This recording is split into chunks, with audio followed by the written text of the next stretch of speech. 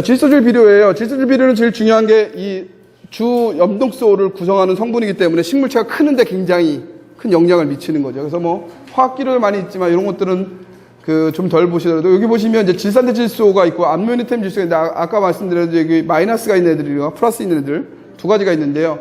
이 질산대 질소는 그 빗물에 잘 씻겨 내려가요. 이 NO3가 빗물에 잘 씻겨 내려가서 하는데 얘는 이제 밭작물을 주로 우리 밭에서 줄 때 주로 효과적인데 왜냐면 여러 번 나눠서 실비 주면 좋은데 얘는 그 빗물에 잘 씻겨 내려가긴 하지만 흡수 상태가 되게 좋아요. 금방금방 흡수를 해야 되기 때문에 여기 지금 보면 이렇게 돼서 어디 가서 뭘로 흡수해 결국은요 이게 마이너스인 NO3에 가서 흡수하잖아요. 그죠? 그러니까 여기도 똑같이 얘네들이 NO3가 가서 흡수해야 되기 때문에 밭작물에 주면 효과가 바로 나타납니다. 그런데 얘를 논에다 주면 어떻게 돼요? 물에 잘 녹으니까 물에다 녹아서 없어지죠. 예. 그러니까 얘는 논에다 주면 안 돼요. 그러니까 수생식물을 키우시는데 이비를 주시면 안 돼요.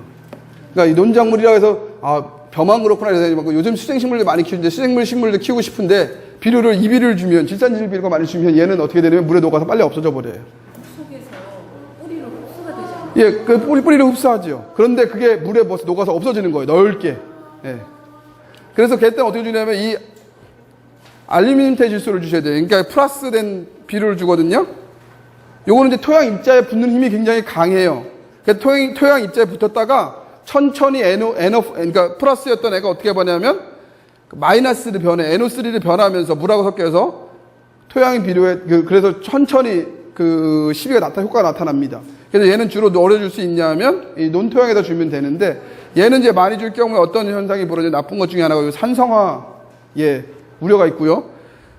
여기 조해성이라는 단어가 있는데 조해성은 쉽게 말하면 비료를 이렇게 놔두시면 그 요소 비료들 딱 보면 아시죠? 이렇게 딱 꺼내놓으면 좀 있다가 내가 물도 아닌데 물 같은 것들이 막 생긴 거. 공기 중에 수분을 흡수해서 녹는 거를 조해성이라고 하는데 그게 큽니다. 알루미늄 태질소는 그래서 시비를 하실 때 좋긴 한다. 얘는 어때 좋냐면 부착력이 강해서 효과도 아주 길어요. 하지만 그 효과는 길지만 문제가 이제 이 효과가 길다 보니까 급하게 빨리 나오진 않고요. 대신 이제 또 하나 문제가 산성화의 우려점이 있다라는 거 좀 알아두시면 좋겠습니다. 자, 여기 지금 보시면 제일 먼저 대표적으로 나오는 비료, 질소질 비료 알아주셔야 됩니다. 요거는 뭐 화학기는 아니셔도 명칭을 알아주셔야 돼요. 요소입니다. 요소는 질소 함량이 46%인 고농도 질소 비료예요. 근데 얘가 왜 그러냐면 밑거름하고 웃거름을 다 줄 수도 있고요. 제일 중요한 거 여러분들이 이건 다 몰라도 되는데 뭐가 문제냐면 연면시비의 효과가 좋아요. 연면시비라는 단어를 알려드리면 연면시비는 뭐냐 하면 보통 식물체가 상태가 중간에 우리가 식물이 막 크고 있는데 어느 순간에 보면 잎이 떨어지거나 애가 상태가 안 좋아지는 경우가 생겨요. 그러니까 대부분 뭐 때문에 문제가 생기냐면 뿌리에 문제가 생겨서 그런 거예요. 예를 들면 뿌리가 뭐 예를 들면 병에 걸리거나 예를 들면 뿌리가 물을 좋아하지 않는데 습기가 차가지고 갑자기 뿌리가 이제 이렇게 기능을 다 못하는 거죠. 그러면 어떻게 되냐면 잎이 어떤 현상으로 떨어지냐면 갈색으로 변하게 떨어지지 않고 녹색 잎 상태에서 잎이 떨어지기 시작하는 애들이 보이기 시작해요. 그게 뭐냐면 뿌리 형태가 안 좋은데 뿌리 형태가 안 좋았을 때 질소를 빨리 줘야 되는 이유 중에 하나가 뭐냐면 밑에 잎은 떨어지고 있는데 질소나 그러니까 P 아까 말한 NPK에서 N 말고 P나 K를 줘봐야 얘네들은 속도가 느려져 가지고 빨리 뭔가 회복할 수는 없어요. 그 자체를. 그럼 어떻게 되냐면 제일 먼저 회복해야 되는 건 뭐냐면 빨리 질소를 줘서 애들을 빨리 키우는 거예요. 더 빨리. 잎 떨어지는 속도보다 어떻게 해야 돼요? 새로 나오는 잎을 더 빨리 만들어주는 거죠. 그렇기 때문에 얘를 줘야 되는데 이 중요한 게 연면시비인데 연면시비는 어디다 하셔야 되면 잎이 있으면 윗면에다가 뿌려주면 소용이 없어요. 잎의 윗면은 코팅이 되어 있거든요. 왜 코팅이 되어 있어서 영양분을 흡수할 수가 없어요. 어느 부분에 필요하냐면 뒤쪽에다 주셔야 돼요. 잎 뒷면에다가. 잎 뒷면에 주셔야 되고요. 이 효과를 이렇게 보려면 입자가 작아져야 됩니다. 입자가 굵어지면 물방울처럼 넘넘넘 커지면 효과가 없어요. 그게 왜 그러냐면 그 작은 입자가 어디로 가야 되냐면 기공으로 흡수를 해야 되거든요. 얘네들이요. 그러니까 아주 작은 입자로 뿌려주셔야 되기 때문에 분무를 안개처럼 하셔야 돼요. 그렇지 않으면 효과가 떨어집니다.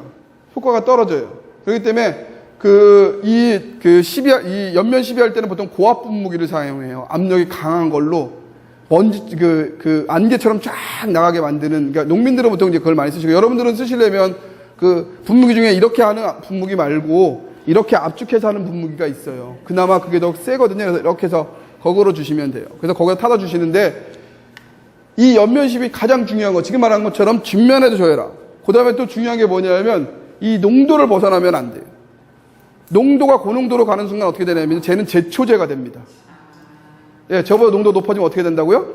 제초제가 돼요. 그러니까 연면 시비 한다고 하시는 분들 중에 많은 분들이 저거 실패하시는 경우가 되게 많으세요. 오늘도 가셔가지고 그럴 거예요. 아, 야, 이거 0.2%인데 계산해 보면 한 3알 정도 넣어야 되는데 야, 이거 너무 적은 것 같아. 한 10알 정도 탁 넣으시는 순간에 식물을 어떻게 되냐면 더 빨리 조기에 죽일 수 있도록 해주시는 거예요. 그러니까 수명을 더 빨리 다 단축시켜주는 효과를 보여줄 수 있어요. 딱 하자마자 그냥 잎이 더 빨리 두두둑 떨어지는 효과가 보여줄 거예요. 고농도가 되는 순간에 어떻게 되냐면요. 고농도가 되면 이 영양분이 아까 말씀드린 대로 기공안으로 들어가야 되죠. 꼭 이렇게 들어가야 되잖아요. 근데 여기 농도가 높아요. 그러면 이쪽에 있는 수분은 어떻게 돼요? 얘가 오히려 빨아들이는 거죠. 이 액체가. 그러니까 어떻게 돼요? 이 안에 있는 수분이 다 빠지니까 그냥 말라서 죽는 거죠. 빨리 떨어져야 돼요. 잎이. 두두두둑 제초제가 돼버려요. 그래서 처음에 그 시비한 사람 중에 성공하신 분들이 많이 없어요. 왜 없냐? 항상 의심하시거든요. 양이 너무 적어. 양이 너무 적어. 의심하세요. 의심하시면서 이거 가지고는 안 될 것 같은데 라고 많이 말씀하시죠. 그러면서 거기보다 조금 더 넣는다는 게 조금 이제 과장돼서 좀 많이 넣으세요. 그러고 나면 얘는 특히 땅에다 넣는 거 정도는 아니에요. 얘는 정말로 농도가 좀만 높아지면 바로 제초제입니다. 입이 두두둑 떨어지기 시작해요. 조심하셔야 됩니다. 그리고 입이 떨어지지 않고 운 좋으면 어떻게 되시는지 아세요? 그나마 운이 좋았다. 얘가 그나마 버틴 애들 가면 검은 반점들이 차차착 생겨요. 그러니까 우리가 집에서 키우는데 거기에 반점이 생긴 잎을 봐야 되는 수밖에 없는 거예요. 그래서 효과를 보려고 해다 오히려 해를 당하는 경우가 되게 많습니다. 이 연면시비는 연면시비 할 때 늘 농도를 주의해야 된다. 농도를 주의해야 되는데 1% 범위를 벗어나지 않아요. 그러니까 굉장히 적은 양입니다. 여러 선생님들이 생각하시기에 어느 정도 양이냐면요. 얘가 1%니까요. 1리터에다가 그람수로 따져서 따랐을 때 얼마를 넣어야 될 걸까요?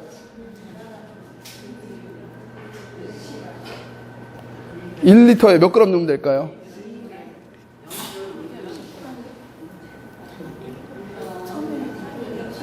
네. 10g 넣으면 이제 아마 애들이 죽을지도 몰라요.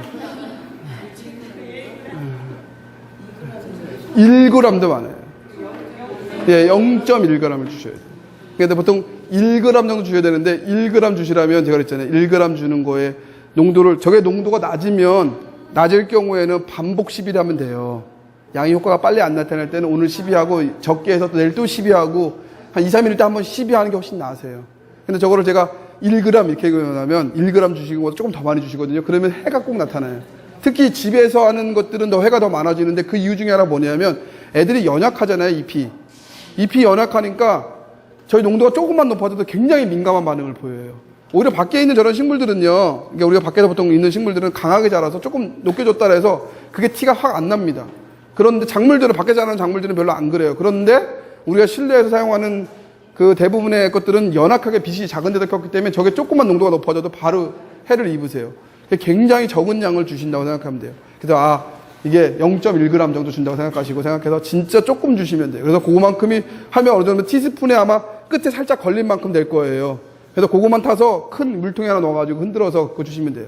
주로 제일 많이 쓰는 비료가 이 요소 비료입니다. 요소 비료가 효과가 좋기 때문에 저 많이 녹여서 써요.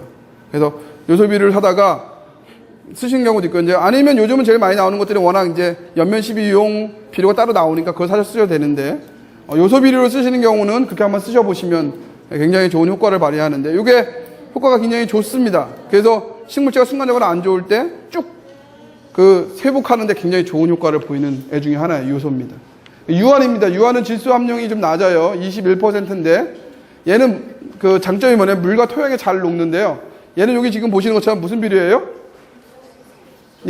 속효성 비료예요. 그러니까 얘는 어떻게 주셔야 되냐면, 속효성이니까 기비는 안 돼요. 덮거름만 주셔야 되는 거예요. 쟤를 기비를 쓰시면 안 되는 거예요. 유한 비료는. 쟤는 추비를 하는 게 제일 좋은 비료입니다. 그래서 여러 번 나눠도 좋은 비료고요.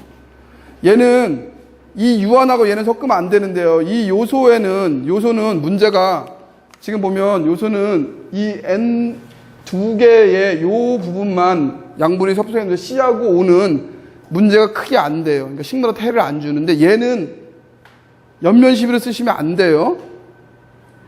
요소만 쓸 수 있는 거예요. 유화는 쓰면 안 됩니다. 유화는 왜 안 돼요? 여기 지금 누가 있냐면 문제가 되는 애가 누가 있냐면 설페이트. S가 있어요. S가. 황이 있어요.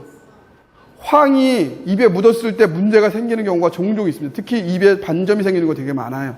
황의 문제점이요. 그래서 여러분들이 잘 아시는 여러분들도 많이 그러는데 차를 요즘 보면 그런 경우 아주 좋은 문화시민인 아파트에 가면 꼭 집 이렇게 세울 때 지하 1층에 세울 때 전면 주차라고 하잖아요. 후면 주차하지 말고.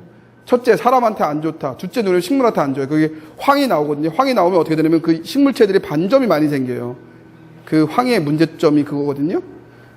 쟤는 유화는 주면 어떻게 되냐면 효과는 볼지 모를지언정 어떤 현상이 벌어져요? 반점이 생겨요. 그래서 상품의 가치를 완전히 떨어뜨려 버리죠. 그러니까 유화는 하시면 안 돼요. 누구만 된다고요?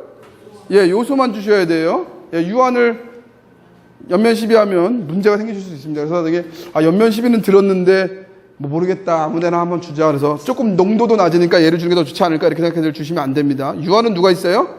황이 있어서 문제가 생깁니다. 얘 주시면 안 돼요. 자, 인산질 비료입니다. 인산질 비료는 인산을 주로 기본으로 해서 만들어진 비료고요. 예. 인산질 비료는 아까 말씀드렸지만 줄기와 뿌리를 튼튼하게 만드는 비료 중에 하나입니다. 근데 인산은 뭐 아까 큰 영향은 없지만 특히 이제 과다했을 경우에 문제가 누구냐면 이 붕소나 규산을 흡수를 억제하는 경우가 가끔 생겨요. 그래서 아주 많이 과다해지지 않으면 큰 문제가 생기지 않지만 좀 많아지면 붕소나 규산을 흡수하는 억제가 생기는데 이것들은 이제 문제가 생기니까 이거는 뭐 알아봐 주시면 좋고요. 우리나라에서는 주로 이제 비료를 많이 쓰는 게 용성인비라고 하는 애를 많이 있습니다. 비료를 팔아요. 아예 용성인비라는 비료를 팔으니까 사실 수 있는 애 중에 합니다. 요 밑에 보면 이제 용성인비인데요. 용성인비는 지금 보시면 화학식이 굉장히 복잡하죠. 그죠? 네, 화학식이 좋은데 용성인비를 주면 좋은 게 뭐냐면요. 마그네슘이 있고요. 예, 칼슘이 있고요. 그죠? 요 피 있죠? 그리고 또 여기 누가 있죠? 규소도 있어요. 그래서 좋습니다. 그래서 저 용성인비를 한번 주면 그런 효과들을 보실 수 있어요. 한 번에 여러 가지의 비료를 주는 효과가 있어요. 근데 아까 말씀드린 대로 너무 과하면 사실 좀 문제가 좀 되는데요. 얘는 비료가 장점이 뭐냐면 이게 효과가 여러 가지, 이게 종합적인 장점 효과가 있는데 얘는 비료가 어떤 비료냐면 지우성 비료입니다. 늦게 나오는 비료예요. 그러니까 얘는 언제 줘야 되냐면 주로 밑거름. 그러니까 밭을 만들거나 이게 화분을 만들 때 그 밑에 미리 섞어서 줘야 된다는 거예요.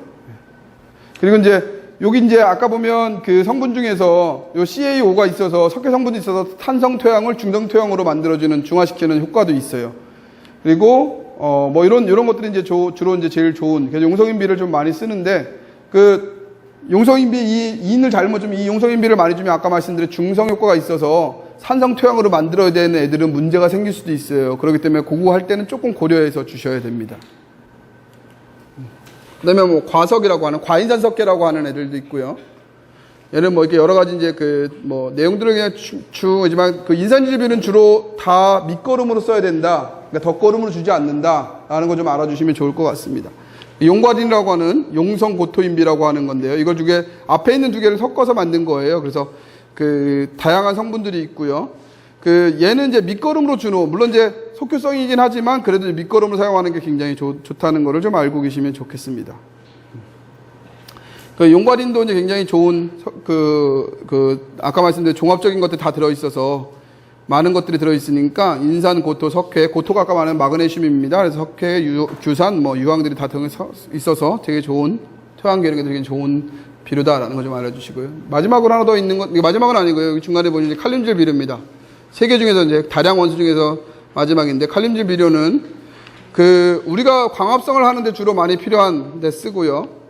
식물체 아까 말씀드렸죠. 열매 전분이나 당분을 만드는데 이 축적을 관여하는데 되게 많이 관여를 해요. K가. 그래서 우리가 꽃이 달 때쯤 되면 먼저 주는 애가 누구냐면 이 K예요. K. 그래서 K를 좀 많이 주셔야 되고요. 근데 이게 K가 문제가 되는 게 과다가 되면 마그네슘, 칼슘, 특히 칼슘은 억제해요. 칼륨하고 칼슘은 서로 반대가 되는 애들입니다. 예, 칼륨하고 칼슘은 이름은 비슷한데요. 애들이 한 해를 많이 주면 한 해가 적게 붙고요. 이쪽에가 또 많아지면 이쪽에가 적어져요. 그러니까 그거는 얘네들은 균형 있게 좀 주는 것들이 좀 중요합니다. 그래서 그 칼슘, 규산의 흡수를 억제하고 이제 벼의 질소 흡수를 저해하는 등에 대한 효과를 그러니까 그런 부작용이 좀 있고요. 사질 토양 및 부식이 적은 토양에서 유실에 대비해서 나누어서 시비하는 게 좋은데 이 칼륨질 비료가 유실이 되는 경우가 종종 있어서 이 모래가 많은 땅에서는 조금 여러 번 나눠서 주는 게 좋겠다라는 걸 얘기하는 거고 아까 말씀드린 대로 이 꽃이 피면 꽃이 필 때쯤 되면요. 꽃이 피는 시기가 되면 좀 많이 줘야 되는 애 중에 하나가 이 칼륨질 비료예요. 그래서 아까 비료에서 이렇게 1, 2, 3일 때 세 번째 양이 많은 애를 칼륨질 비료가 많을 때 좀 주셔야 됩니다. 그래서 꽃이 필 때쯤 되면 꼭 주셔야 돼요. 미리 주시는 게 좋아요. 그리고 늦게, 얘네들, 아까 말씀드린 것처럼 얘네들은 지유성 비료라 효과가 늦게 나타나는데 식물체가 뽑아 올려서 가는 속도도 느려요. 그러다 보니까 어떻게 되면 너무 늦게 주시면 꽃이 피고 열매가 열렸는데 그때 주어봐야 효과가 없는 거예요. 그래서 여기 선생님들은 뭐 다 결혼하셔서 그렇지만 결혼할 때 애 낳기 전에 미리 몸을 만들어야 된다고 늘 얘기하잖아요. 이 식물은 똑같아요. 이 식물체가 열매를 맺는 일은 동물들이 임신하는 거랑 똑같은 상황이거든요. 그래서 미리 영양분을 축적하고 있다가 해야지 그때 이제 막 임신했다고 먹어봐야 효과들이 별로 없는 것들이 있잖아요. 뭐 예를 들면 뭐가 있나요? 뭐 엽산 이런 것들은 미리 먹으라고 늘 얘기하잖아요. 그러니까 여기 식물에서 되게 중요한 성물 중에 하나 얘네인데 얘네들은 미리 안 주면 나중에 가지고 가서 효과를 보기 되게 어려운 애들이에요. 그래서 좀 일찍 꽃이 피기 시작할 쯤 되면 어느 정도 시점에서 먼저 주셔야 되는 애들 중에 하나입니다. 네. 혹시 저렇게 부족해서? 네, 그럴 수도 있어요. 칼륨질이나 피가 부족해서 떨어지는 경우도 있어요. 꽃이 폈는데 꽃으로 떨어지거나, 그러니까 예를 들면 그런 경우는 있어요. 아예 원래 열매가 잘 안 맞는 안 맺은 애들도 있고요. 그 다음에 또 문제가 뭐냐면 타가 수분해가지고 수분이 돼야 되는데, 수정 수분이 돼야 되는데 수정 수분이 안 돼서 꽃이 떨어지는 경우도 있어요. 물론 이제 그런 경우도 있지만, 예를 들면 영양분에서 문제가 생겼다면 이 두 개가 부족해서 그런 거예요. 그러니까 질소질 비료하고는 문제가 없어요. 그래서 어떤 경우에는 질소질 비료 없는 0, 하고 뭐 P하고 K만 많은 애들을 주는 경우도 있습니다. 이 영양분에 특히 중요시 여길 때는 자 칼륨질 비료는 제일 많은 게 염화칼슘입니다. 염화칼슘 많이 들어보셨죠? 염화칼슘 보이시죠? 염화칼슘 아시죠? 예, 염화칼슘 같은 경우는 여러분 잘 아시는데 염화칼슘이 화학적으로 중성에 되게 좋긴 한데 우리는 요즘 이제 염화칼슘을 너무 많이 써서 사실은 주변에서 되게 많이 큰 문제가 됩니다. 아까 칼슘이 많으면 반대로 뭐가 문제가 됐죠? 칼륨이. 예, 칼륨이. 또 칼륨이 많으면 칼슘이 문제가 되는데, 이 염화칼륨 같은 경우는 칼륨이 많다 보니까 칼슘이 흡수하는데 문제가 되는 경우가 많아요. 그래서 특히 도로 주변에 요즘 많이 문제가 되는 것들이 되는 것 중에 하나고요. 이 섬유작물이라는 것들이 목화 뭐 이런 것들에 되게 좋습니다. 예, 그런 섬유작물은 그런 것들인데요. 예, 그런 거 할 때 되게 좋다는 거고요. 황산칼륨은 속효성으로 되게 좋긴 하나, 문제가 이제 가끔 이 황이라는 것들이 약간 문제가 생길 수 있어도 좀 조심하시긴 하셔야 되는데요. 대부분은 이제 식물의 생산에 굉장히 좋고 특히 관자라든가 과수라든가 이런 거 쓸 때 품질을 좋게 하고 결실을 되게 좋게 하는 것 중에 하나가 이 역할을 되게 많이 합니다. 황산칼륨이. 아까 칼륨 전체가 그런 것들이 되게 많습니다. 그다음에 석회질 지료 비료는 석회 시용 목적으로만 사용 안 해도 보통은 이제 토양을 개량하기 위해서 많이 사용합니다. 그래서 토양을 개량하기 많이 사용하는데 토양을 개량하는 것뿐만 아니라 그런 것들이 이제 식물의 토양 미생물도 좀 분해도 촉진하고요. 여러 가지 이제 토양에 입단하라는 게 토양이 이렇게 모래알처럼 내가 흩어지거나 아니면은 이렇게 너무 딱딱하게 뭉쳐 있는 걸 방지하는 역할들을 이 석회질 비료들이 해요. 그래서 석회질 비료들을 좀 주는 게 되게 중요한데 그런 것들을 이해서 좀 주는 것도 좋고요. 특히 이제 뿌리 발육 촉진이라든가 병 저항성력을 증대하기도 굉장히 필요한 석회질 비료입니다. 석회질 비료가 지금 석회 고토라고 하는 건데 MgO 플러스 CaO라고 해서 이 마그네슘하고 칼슘이 같이 있어서 이 석회 고토는 줄 때 굉장히 좋은데 이 마그네슘 시용도 여기 마그네슘이 있어서 마그네슘을 같이 주는 효과가 굉장히 큽니다. 그래서 석회 고토는 그거가 이 장점이고요. 이 과립성 생석회는 생석회를 태운 건데요. 이 과립생석회는 알칼리 성분을 되게 많이 가지고 있는데 이 과립생석회 같은 경우 문제가 되는 게 열이 발생하는 경우가 가끔 생겨요. 그래서 조심하셔야 되는 것 중에 하나고요. 이 소석회도 약간 이 석회 부분에서 요 위에 있는 석회 고토 말고 밑에 두 개는 그런 현상이 조금씩 있어서 좀 조심해야 되는 것들 중에 하나인데 저희가 제일 많이 쓰는 건 석회 고토를 쓰시는 게 제일 좋습니다. 네, 복합 비료입니다. 복합 비료는 여기 비료 종류 특성만 좀 다 하고 나서 잠깐 쉬겠습니다. 그래서 저희가 지금 보면 2가지 이상 성분이 섬유한 비료고요. 성분 표시를 아까 말씀드린 대로 NPK로 질소 이상 칼륨 비율로 얘기를 하고요. 직용수육 같은 경우는 복합 비료를 한 3년에서 5년 정도씩 한 번씩 사용해도 되는데, 여러분들 지금 보시면 여기가 제가 이제 인터넷에서 따온 건데요. 여기 지금 보면 21, 17, 17 이렇게 되어 있어요. 그럼 21이 뭐죠? 예, 질소 인상 칼륨 이렇게 되어 있는 거예요. 예, 인상 칼륨식 이렇게 NPK가 이렇게 되어 있어서 써 있지 않아도 이거는 이렇게 되어 있는 거구나. 그럼 여기 보면 그 그람당 얼만큼 줘야 되는지, 헥타르당 얼만큼 줘야 되는지 양이 나와 있어요. 그걸 보고 좀 시비를 하시면 좋고요. 여기 지금 요거는 이제 산림용 고용 비료입니다. 여기도 지금 작게 보이지만 12, 16, 4 이렇게 되어 있어요. 이 종류가 여러 가지 있습니다. 여기 12, 16, 4고 여기 지금 보면 13, 8, 8, 고토가 3이 있고, 이게 MG가 3이 있고요. 붕소가 0.2 들어 있습니다. 그러니까 이게 비료마다 다 달라요. 그래서 비료가 다 똑같은 비료가 아니라, 그래서 선생님 비료 줬는데요 이렇게 얘기하면 제가 어떤 비료 줬는지 몰라요. 그래서 비료를 줬을 때도 이 비료의 성분이 어떤 성분인지 되게 중요합니다. 여기 같은 경우가 12, 16, 4 이것들이 아까 제가 말씀드린 대로 어디가 높아요? 예, 인산이 높은 애를 좀 저는 선호합니다. 그래서 이 비료를 좀 많이 쓰고요. 이제 요런 13, 8, 3 같은 경우는 이제 퍼센트 자체가 낮잖아요. 20 이하로 내려가면 좀 전체적으로 질소 퍼센트가 좀 낮은 거거든요. 질소 퍼센트가 좀 낮으니까 좀 쓰는데, 여기 보면 아까 21까지 있는 높은 질소를 좀 가져가는 경우도 있고요. 이렇게 질소가 13 정도 되면 낮은 거예요. 이런 식물들은 대부분 언제 많이 주냐 하면 초기에 나무 심었을 때 많이 줍니다. 질소가 좀 많은 애들은. 왜냐하면 초기에 세포 분열을 많이 해서 빨리 커야 되니까, 뿌리도 빨리 커야 되고, 그래서 초기엔 이런 애들을 많이 주고요. 조금 지나고 나서는 어떤 애들을 줘야 되냐면 피가 좀 많은 애들, 인산 질소가 아예 없으면 안 되고요. 질소가 있긴 하지만 인산이 좀 많은 애들을 주면 좋습니다. 그래서 시기에 따라서 초기에는 질소가 좀 많은 애를 좀 주지만 후기가 지나면서는 인산이 좀 많은 애를 준다. 근데 초기에 줄 때도 질소가 너무 많은 애들 주면 안 돼요. 20일 넘어가거나 막 아까 말한 유한처럼 막 3, 40 넘어가기 시작하면 그런 건 너무 위험할 수도 있어요. 그러니까 좀 적은 애를 주고 다양한 애가 많이 들어있는 애를 주는 게 제일 좋습니다. 자, 1종 복합비료하고 2종 복합비료, 3종 복합비료, 4종 복합비료 아까 말씀드렸는데, 4종 복합비료는 액비를 말하는 거고요. 그래서 액비를 말하는 연면 12용이랑 양액제 배용이 있는데, 연면 12용을 요즘은 많이 팔아요. 저기 화원에서도 많이 팝니다. 그래서 연면 12용은 아까 말씀드렸지만 저 땅에 주는 비료는 양이 조금 과하다고, 사실은 뭐 피해가 조금 있을지 몰라도 그렇게 피해가 크진 않지만, 연면 12는 정말 그 주라고 하는 양을 적정하게 딱 맞추셔야 된다는 거 잊지 마셔야 돼요. 연면 10이라는데 연면 10이 양을 조금이라도 더 많이 주겠다고 해서 양을 농도를 높여버리면 식물체를 죽이는 일이랑 제초제를 쓰는 거랑 똑같다는 효과다. 그러니까 요거는 잊지 마시고요. 그리고 저희가 제일 많이 쓰는 것들이 2종하고 1, 2종들 많이 쓰는데, 이제 2종, 3종도 많이 씁니다. 이런 식으로 많이 쓰는데, 이것들은 이제 비료의 함량에 대한 얘기니까요. 굳이 안 보셔도, 이런데 지금 앞에 보시면 몇 호 이런 것들이, 여기는 지금 안 보이나요? 이게 지금 원래 고용 비료 몇 호 이렇게 보이거든요. 이게 3종 비료인지 2종 비료인지 써 있는데, 그건 중요한 건 아니니까, 이거는 제가 학교 다닐 때 시험 보느냐고 많이 선생님들이 냈던 문제인데, 사실은 밖에서 저희 선생님들이 이렇게 이걸 알 이유는 없어요. 근데 대신, 복합 비료는 비료가 뭔가 섞여 있는 애들이구나. 그러니까 단독으로 있는 애는 아니다라는 것만 아시면 될 것 같아요. 무슨 말인지 아셨죠? 그리고 아까 복합 비료에서 NPK가 숫자가 있을 때 그 숫자를 어떻게 보느냐만 알고 계시면, 밖에서 비료를 사시거나 쓰는데 전혀 문제가 없습니다. 그러니까 그렇게 쓰시면 되고, 4종 복합 비료만 아시면 되고, 액비다라는 것만 아시면, 이게 4종 복합 비료는 액비다. 그러니까 얘는 어쨌든 들으면 이게 액체 속에 낳긴 할 텐데, 그래도 얘는 4종이니까 액체겠구나라는 거 생각만 알고 계시면 되겠습니다. 나머지들은 그게 중요한 건 아니니까요.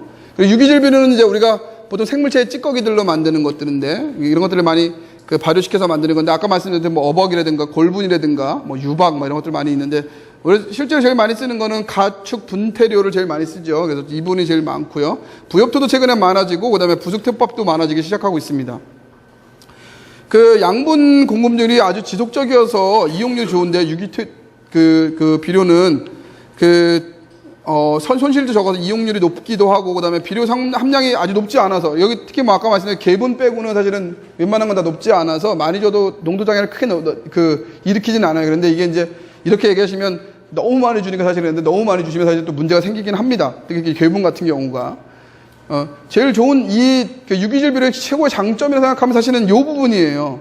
토양의 입단화라는 게 뭐냐면, 이제 어쨌든 토양이 우리가 알고 있는 대로 토양에 돌만 있는 게 아니라 그 사이로 공기도 있어야 되고요. 그 사이로 물도 거기 적정히 있어야 되는데, 그 간극을 아주 잘 맞춰줄 수 있는 게 이 유기물 비료의 특징, 좋은 장점이에요. 걔네들이 그 토양 사이에 들어가서 그 사이를 채우면서 그 통기성과 보수성을 아주 좋게 합니다. 적정한 물과 적정한 공기가 존재할 수 있게 해줘요.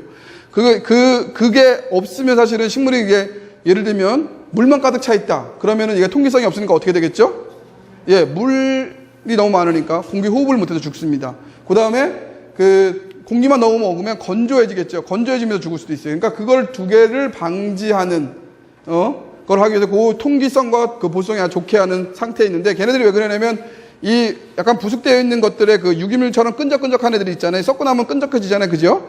그 걔네들이 그 토양을 붙잡고 있습니다. 그 안에 수분과 그 다음에 공기를 같이 이렇게 적절히 가질 수 있는 효과를 가지고 있게 합니다. 그러니까 그게 굉장히 중요하고요. 그 다음에 이것들이 이제 흡착 능력을 아주 쓰는데 또 하나가 뭐냐면 이 완충능이라는 것들이 존재해요. 완충능이라는 게 뭐냐면 외부에서 어떤 것들이 왔을 때 건조가 확 왔을 때도 주변에 건조가 많이 왔을 때도 이 유기물층이 많은 땅에 있는 식물들은 사실은 그 건조를 덜 탑니다. 덜 타고요. 만약에 물이 많이 와도 비가 많이 와도 걔네들이 물을 가지고 있으면서 공극을 만들어줘도 실제로 또 더군다나 비가 많이 와도 좀 덜 그 물에 잠기는 현상을 보이는데요. 굉장히 그런 것들이 좋고요. 더 좋은 것들은 아까 말씀드려도 화학비료 저런 데다가 이제 예를 들면 화학비료를 줬잖아요. 추가로 더 주고 싶어도. 화학비료 줬을 때 제일 피해를 많이 받는 애들은 누구냐면 순수하게 모래땅인 애들. 순수하게 모래땅이 많은 애들은 화학비료를 확 줬을 때 효과가 아주 확 나타나요. 확 나타나는데 확 나타나는 순간 또 확 줄어들면서 가끔씩은 또 농도가 많아지면 어떻게 되냐면 효과가 너무 가해져서 애들이 죽기도 하고요. 그 다음에 진흙땅은 효과가 잘 없어요. 주고 나면 옆으로 이동을 못해요, 애들이. 그 사이사이가. 그러니까 어떻게 되면 효과가 천천히 나타납니다. 그러니까 그런 것들이 나쁜데 쟤네들은, 그러니까 이 유기물 비료가 많으면 그 효과를 두 개를 다 가지고 있어요. 그래서 자기가 필요할 때, 식물이 필요할 때는 내어주고, 식물이 불필요했을 때는 자기네가 가지고 있어요, 좀. 그래서 필요할 때마다 조금씩 내보내줍니다. 화학비료를 줬을 때는 실제로. 그래서 이 유기물 비료를 많이 주는 것들이 굉장히 도움이 많이 됩니다. 물론 이제 과하게 주지 말라는 것들에 대해서는 조금 아시는 것처럼, 앞에 말씀드린 것처럼 하고, 그 다음에 토양을 굉장히 부드럽게 만들어서 뿌리 신장을 되게 도는데, 선생님들이 식물을 분갈이 할 때도 그렇고, 어떤 경우가 되게 많아요. 분을 가리한 다음에 흙을 꽉꽉 눌러주는 경우가 많이 생기는데 그러면은 실제로 뿌리가 굉장히 안 좋습니다.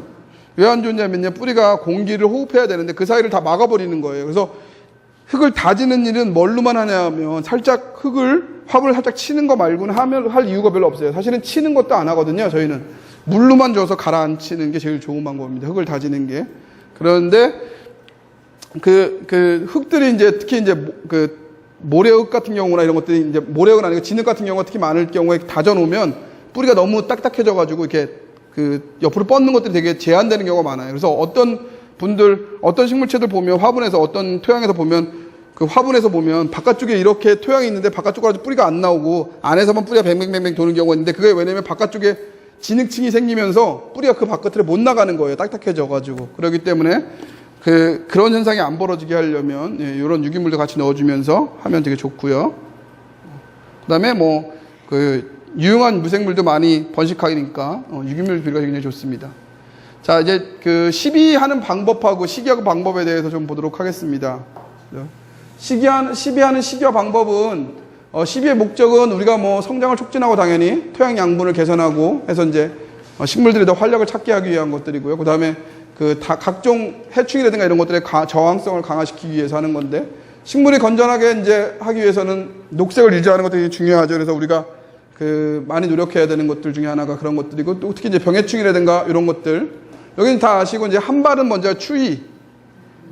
추위나 이런 것들에 대해서 한 발이라는 것들이 이제 이런 것들에 대한 저항력을 증식시키고 그다음에 화목류 같은 경우는 개화나 결실을 촉진하기 위해서 이 시비를 해야 되는데요. 여러분들이 이제 화목류 같은 경우 특히 아까 말씀드렸잖아요. 제가 이렇게 비유를 해서 얘기하지만 이게 동물들이나 사람들이 하는 임신이랑 똑같은 상황이에요. 식물체가 꽃을 피게 되면 처음에 제일 먼저 부족하게 되는 게 여기 선생님들 다 아시는 거 있지만 딱 애 갖고 나서 제일 많이 저희 집사람도 이제 애 갖고 나니까 제일 먼저 느끼는 거 뭐냐면 물을 정말 많이 먹더라고요. 물을 정말 많이 먹는데 그 현상이 무슨 현상이냐면 식물체도 똑같아요. 꽃이 피면 어떤 현상이 벌어지냐면 물을 되게 많이 요구해요. 그래서 꽃이 폈을 때는 꽃이 안 폈을 때보다 물을 1.5배 이상 더 줘야 돼요. 근데 선생님들은 꽃이 피고 나도 본인들은 그렇게 많이 먹었으면서 실제로 꽃이 폈을 때는 물 안 주잖아요, 더. 예, 꽃이 피면 더 많이 주셔야 돼요, 물을. 왜냐하면요, 1.5배 이상 많이 먹어요. 그래서 꽃이 폈을 때는 꽃잎에도 물이 엄청 많이 가야 되고, 잎에도 물이 많이 가 있어야 되는데, 모든 것들이 다 어리에, 식물체도 어디에 그때 꽃이 폈을 때 어디에 집중을 하냐면요, 꽃에 집중해요. 꽃이 어떻게 되냐에 따라 자기의 다음 그 세대가 좌우되기 때문에 굉장히 이게 어쨌든 그 진화적으로 꽃에 굉장히 신경을 많이 씁니다. 그러다 보니까 모든 영양물을 다 꽃으로 몰아버리는데요. 특히 물도 글로 몰아버립니다. 그러다 보니까 그 꽃잎이 시드는 경우가 되게 생기게 되면 문제가 생기니까 잎들은 시들어도 꽃잎이 시들지 않도록 노력을 되게 많이 해요. 그래서 물을 적게 주면 애들이 잎들이 떨어지거나 잎이 처져가는 경우가 되게 많습니다. 그래서 꽃이 피면 어쨌든 그때부터는 굉장히 관리를 잘했는데, 그러니까 애를 가졌다고 생각하시면 돼요. 그러니까 영양분 전에 벌써 물을 좀 많이 주셔야 돼요. 그러니까 특히 화목류들 꽃 오래 보고 싶으신데 물 적게 주시면요, 금방 꽃이 떨어져 버리고 말아요. 그럼 어떻게 되냐면 꽃이 폈는데 물이 적다. 그래서 생각하면 고민해요. 둘 중 하나 선택합니다. 잎을 날려야 될 것인가, 식물체가, 아니면 꽃을 떨궈야 될 것인가 생각하는데, 특히 초반에 딱 됐을 때는 어떻게 되냐면 식물체들 대부분 이 꽃을 떨궈버려요. 그래서 꽃이 딱 피다가 이 수분이 부족해지면 어떻게 되냐면 제일 먼저 떨궈내는 게 어떻게 되냐면, 올해는 어렵겠다. 올해는 내가 상황을 보니, 여러 상황을 보니 우리 주인이 물을 안 줄 상황이니 이 상황에서는 어떻게 되냐면 꽃을 떨구는 게 낫겠다라고 생각하는 거예요. 그러면 어떻게 되냐면 꽃을 다 떨궈버립니다. 그러면 꽃대가 꽃망울이 딱 올라왔는데 꽃망울들이 다 떨어져 버려요. 그냥 먼저 꽃이 더 안 피고. 그래서 그 이후에는 물을 줘봐야 꽃들이 더 이상 피지 않아요. 꽃망울이 이제 이게 화합분화라고 하는데, 그 화합분화 때 물이 엄청 많이 필요하거든요, 식물체가. 근데 그때 화합분화를 못하고 나면 그냥 꽃이 그냥 다 떨어져 버리는 거예요. 그렇기 때문에 중요한 부분 중에 하나고요. 그래서 화목류가 개화했을 때 그 물을 많이 주고, 그 다음에 이제 많이 줘야 되는 게 영양분을 많이 줘야 되는 거예요. 그래서 사실 꽃 피는, 식물을 잘 아실 때, 식물을 잘 키우는 집 선생님들이나 열매를 잘 맺고 꽃을 잘 피우고 이러신 선생님들을 물어보시면 언제 하냐면 비료를 아주 적정한 시기에 한 번씩 주세요. 그래서 미리, 꽃 피기 전에 미리 비료를 하나 정도 슬쩍 주지요. 그래서 얘네들 영양분 하나 먹고 기다렸다가 그 꽃을 보고 그 다음에 열매까지 맺고. 근데 똑같습니다. 이게 어쨌든 이게 후손이라는 애들, 그러니까 그 다음 세대 애들은 엄마의 피를 빨아서 먹는 것밖에 없는 것 같아요. 정말로 쪽쪽 빨아서 먹는 게. 왜냐면 꽃이 펴서 열매를 맺기 시작하면 열매는 또 잘 안 떨궈요, 식물체가. 그러니까 이게 성과물이잖아요. 이제 꽃이 피면 이제 애 가지려고 막 준비하는 거, 열매가 맞으면 이제 애를 가진 거잖아요. 그러면 이제 어디다 희생을 하냐 하면, 다른 곳에 영양분이 없어도 어디로 다 몰아요? 다 열매로 모여요. 열매를 다 모르니까 어떻게 되면 다른 데 잎이 다 떨어지고 다 희생을 해요. 그래서 열매가 과하게 열었던 해에는 다음에 어떤 일이 벌어지냐면 꽃이 안 피거나 열매가 적게 맺죠. 그걸 우리가 대부분 뭐냐면 해거리라고 하죠. 해거리. 한 번 더 건너가고 다시 한 번 건너가고. 그게 이제 그렇게 하는 거예요. 과수에서는 그 해거리를 이제 과수와 농사 짓는 분들은 그 해거리를 막기 위해서 그래서 어떻게 하냐면 잎 몇 장당 과수 하나 이렇게 얘기를 해요. 그래서 예를 들면 여러분들이 잘 아시는 사과 같은 경우도 사과 하나 다르려면 예를 들면 45장에서 50장의 잎이 한 장 필요한 거예요. 그러니까 그 정도의 사과나무만 그 하나씩 다는 거예요, 사과를. 그래서 그 과수를 다 따버리십니다. 사과를 다리면 다 따버리시거든요. 그래서 그 잎에 맞게. 그게 넘어버리면 어떻게 되면 그 애는 수확을 많이 할지 많이 할지 모르겠지만 다음 해에 반드시 문제가 생겨요. 그래서 양을 조절해야 됩니다, 반드시. 그래서 그 부분들은 이제 과수에도 보통 많이 하는데, 우리가 이제 보통 집안에서도 선생님들이 많이 그런 실수를 하시는데, 과일 올해 엄청 많이 열렸다고 해가지고 너무 좋아 막 이러시면 안 돼요. 사실은 너무 과하다 생각하시면 좀 몇 개 좀 따야 돼요. 조금 적정히 따주시는 게 좋습니다.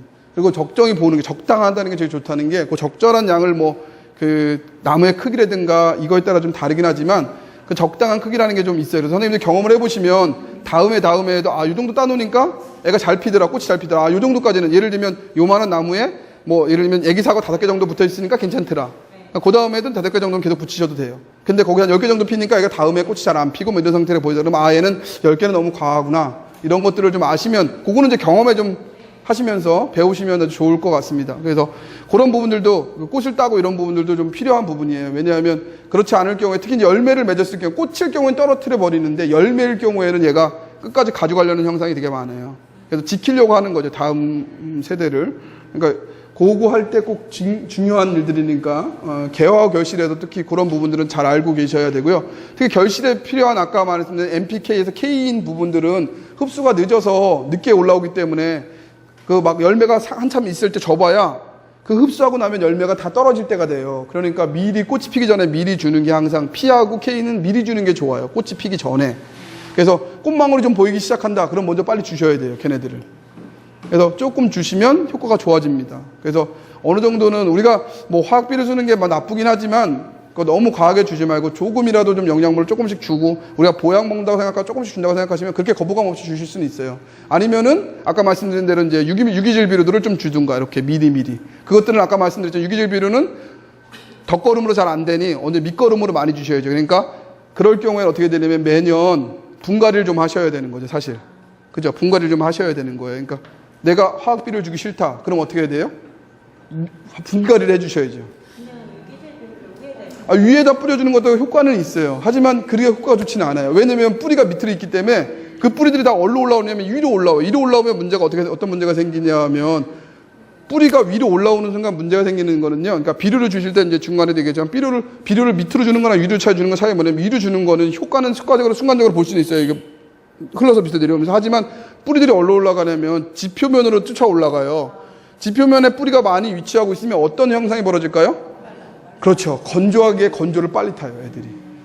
집에 화분에다가 그냥 비료, 복합 비료 시골에서 가지고 이렇게 다. 네, 그러면 직접 하거든요. 예, 그렇죠. 뿌리들이 이제 위로 붙죠. 그러면서 건조를 빨리 타기 시작해요. 그러니까 이제 어떤 현상이 벌어져야 되냐면 애들이 뿌리 올라보니까 밑에는 뿌리가 밑에는 없고 위로 다 올라와 있으니까 건조가 심해질 때 한번 잘못 당하시면 순간적으로 왜 얘는 왜 죽었지 할 텐데 보면 이제 뿌리들이 다 위로 붙어 있는 애들이에요. 이렇게 예, 빨리 떨어지거나 이렇게 되죠. 예, 그러니까 물 좀만 안 줘도 금방 반응을 해요, 애들이. 왜냐면 뿌리가 다 위로 붙어 버리니까 위에부터 말하더라니까 어쨌든. 그러니까 그런 부분들은 좀 조심해야 될 부분들 중에 하나예요. 그래서 어떤 현상에서 비료를 한번 잘못 주면 효과를 보는 게 아니라 득이 되는 게 아니라 실이 되는 경우도 되게 많아요, 지금처럼. 흙속을 이렇게 화분에서 흙속을 약간 파고. 네, 좀 이따 이제 그 방법을 근데 그렇게 식으로 주셔야 됩니다. 예.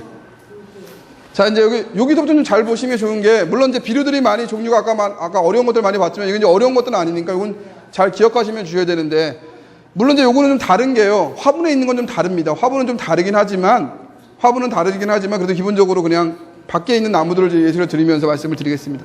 봄에 가장 필요할 때가 보통 눈 트기 전에, 4에서 6주 전에 미리 주는 게 좋고요. 눈이 트기 시작하면 어떤 현상이 벌어지냐 하면, 눈 트기 전에 땅에다 주려면 어쨌든 뿌리를 조금씩 잘라야 되거든요. 근데 눈이 트고 나면 수분들이 많이 필요한데 뿌리를 먼저 잘라버리면 어떻게 되냐면 한참 뿌리를 올려야 될 때 뿌리를 잘라버리니까 애들이 해가 입어요.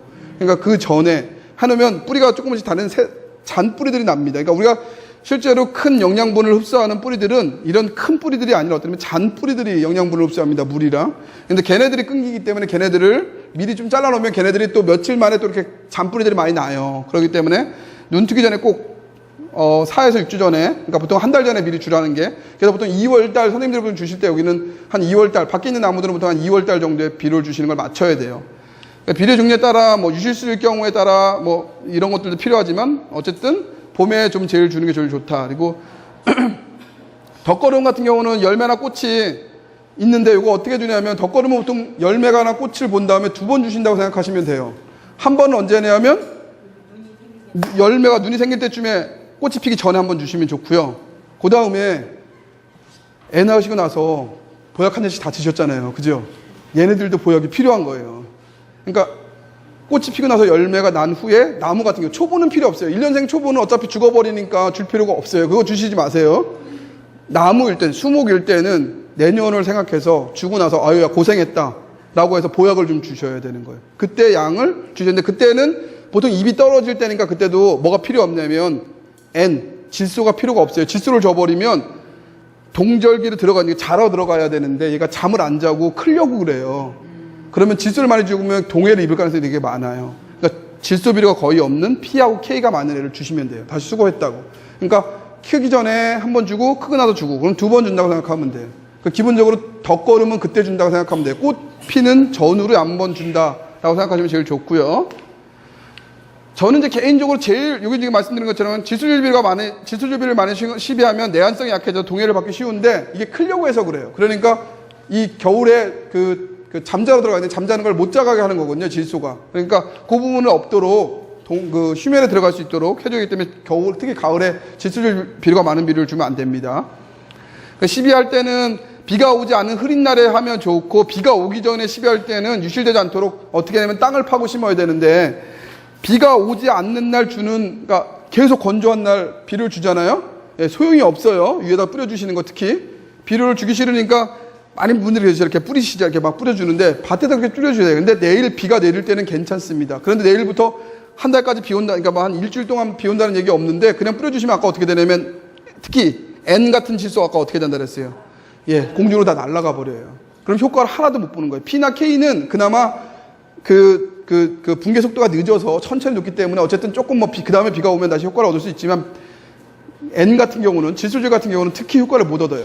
그러니까 얘네들은 어떻게 해야 되냐면 꼭 줄 때 고를 파서 주거나 해서 땅에다 묻어서 주셔야 됩니다. 아니면 비가 오기 전날 정말 저기 좀 줘야 되는데 좀 힘들다 그러면은 면적도 넓고 그러면 그때 주실 때는 비가 오기 전날 주시는 게 제일 좋습니다. 오히려. 그래서 주시고요. 대부분의 이제 화학 비료는 제가 말씀드린 복합 비료를 주라는 게 아까처럼 유한 뭐 예를 들면 요소 이런 것도 제가 단일 비료들은 아까 말씀드린 대로 특별히 약효를 처방할 때 준다고 생각하시면 돼요. 그러니까 우리가 약으로 따지면 한약이 아니라 양약이기 때문에 효과를 바로 볼 수 있지만은 잘못 주면 농도가 이제 잘못되면 죽을 수가 있기 때문에 걔네들은 그런 비료를 쓰지 마시고 대부분 여러분이 쓰시는 비료는 어떤 비료를 쓰시는 게 좋으냐면 복합 비료로 해서 이 퍼센트가 낮은 애들을 쓰시는 게 좋다라는 걸 좀 한번 기억해 주시면 좋겠습니다. 그리고 그 비료를 줄 때 제일 좋은 비료는 봄에 시비하는 비료가 좋은 게 아니라 제일 좋은 비료는 언제 하는 비료가 좋냐면 가을에 주는 비료가 제일 좋습니다. 가을에 비료를 줘야 어떤 현상이 벌어지냐면 가을에 동안에 비료를 주면 그 비료가 그 땅속에서 조금씩 붕괴되면서 영양분들을 조금 이제 옆으로 퍼쳐주고요. 그게 언제쯤에 녹아나냐면 얼었던 봄에 조금 녹습니다. 봄에 우리가 잎이 나기 전에 뿌리는 벌써 활동을 시작합니다. 그러니까 우리가 위에 잎을 보고서 비료를 주려고 하면 안 돼요. 땅에서는 벌써 물에서는 그걸 빨아 올리거든요. 그래서 여러분 잘 아시면 고로쇠 액들 드실 때 잎이 거의 없을 때 벌써 나무에서 뿌리에서 밀어 올리고 있거든요. 그러니까 그런 시기들 잘 알고 계시면 얘는 빨리 줘야 되는구나. 그렇기 때문에 언제 줘야 되냐면 가을에 주는 게 좋아요. 봄에 땅을 못 파는 경우가 많아요. 땅이 얼어서. 예. 그죠? 그러니까 먼저 주고 나시면 겨울 동안에 걔네가 있다가 그것들이 이제 양분을 흡수해가지고 쭉 위로 올려주면서 봄에 초기에 굉장히 좋은 상태를 유지하는 경우가 굉장히 많습니다. 그래서 비료는 되도록이면 가을에 주시는 게 좋습니다. 땅 얼기 전에. 봄에는 안 주셔도 돼요. 그 다음에 봄에 안 주셔도 돼요. 대신 이제 추비를 하시면 돼요. 예.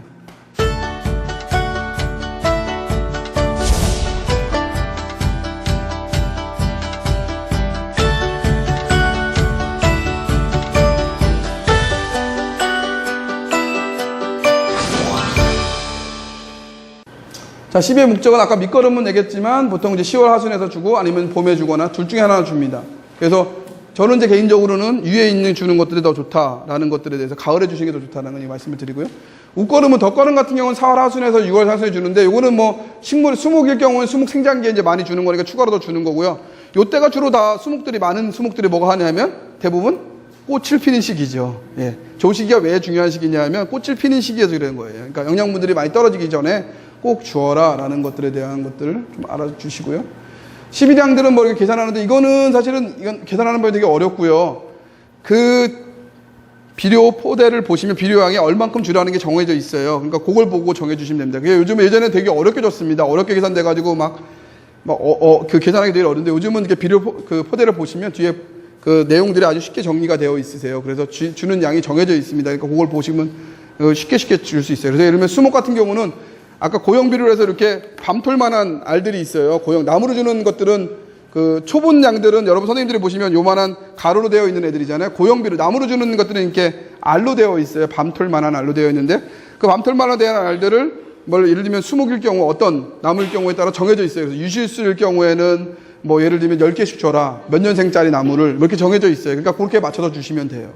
그러니까 어렵지는 않습니다. 오히려 요즘은 그러니까 이게 정원하는 분들의 그 문화들이 많이 늘어나면서 이게 이제 전문적인 거에서 약간 좀 이렇게 좀 쉽게 적응할 수 있도록 많이 좀 만들어 놓은 것 같아요. 그래서 보실 수 있고요. 자, 이제 12 방법들을 좀 보시는데 몇 개 주의해야 될 것들이 있고 좀 확인하셔야 될 것 있는데 12 방법이 토양 표면에 주는 비료입니다. 이거는 진짜 쉬워요. 그냥 그냥 그 나무 주위에 아니면 식물체 주위에 그냥 비료를 흩어 뿌리는 거예요. 그냥 뿌리는 방법인데 얘네들은 그 유실량이 아주 많죠. 아까 말씀드린 다 이게 도망갈 경우 되게 많아요. 그래서 뿌리까지 이동할 수 없는 경우도 되게 많고요. 아까 말씀드린 이 비료를 준 다음에 반드시 물을 뿌려가지고 밑으로 흡수할 수 있도록 하는 게 되게 좋습니다. 이 비료는 아시지만 이 수간이잖아요.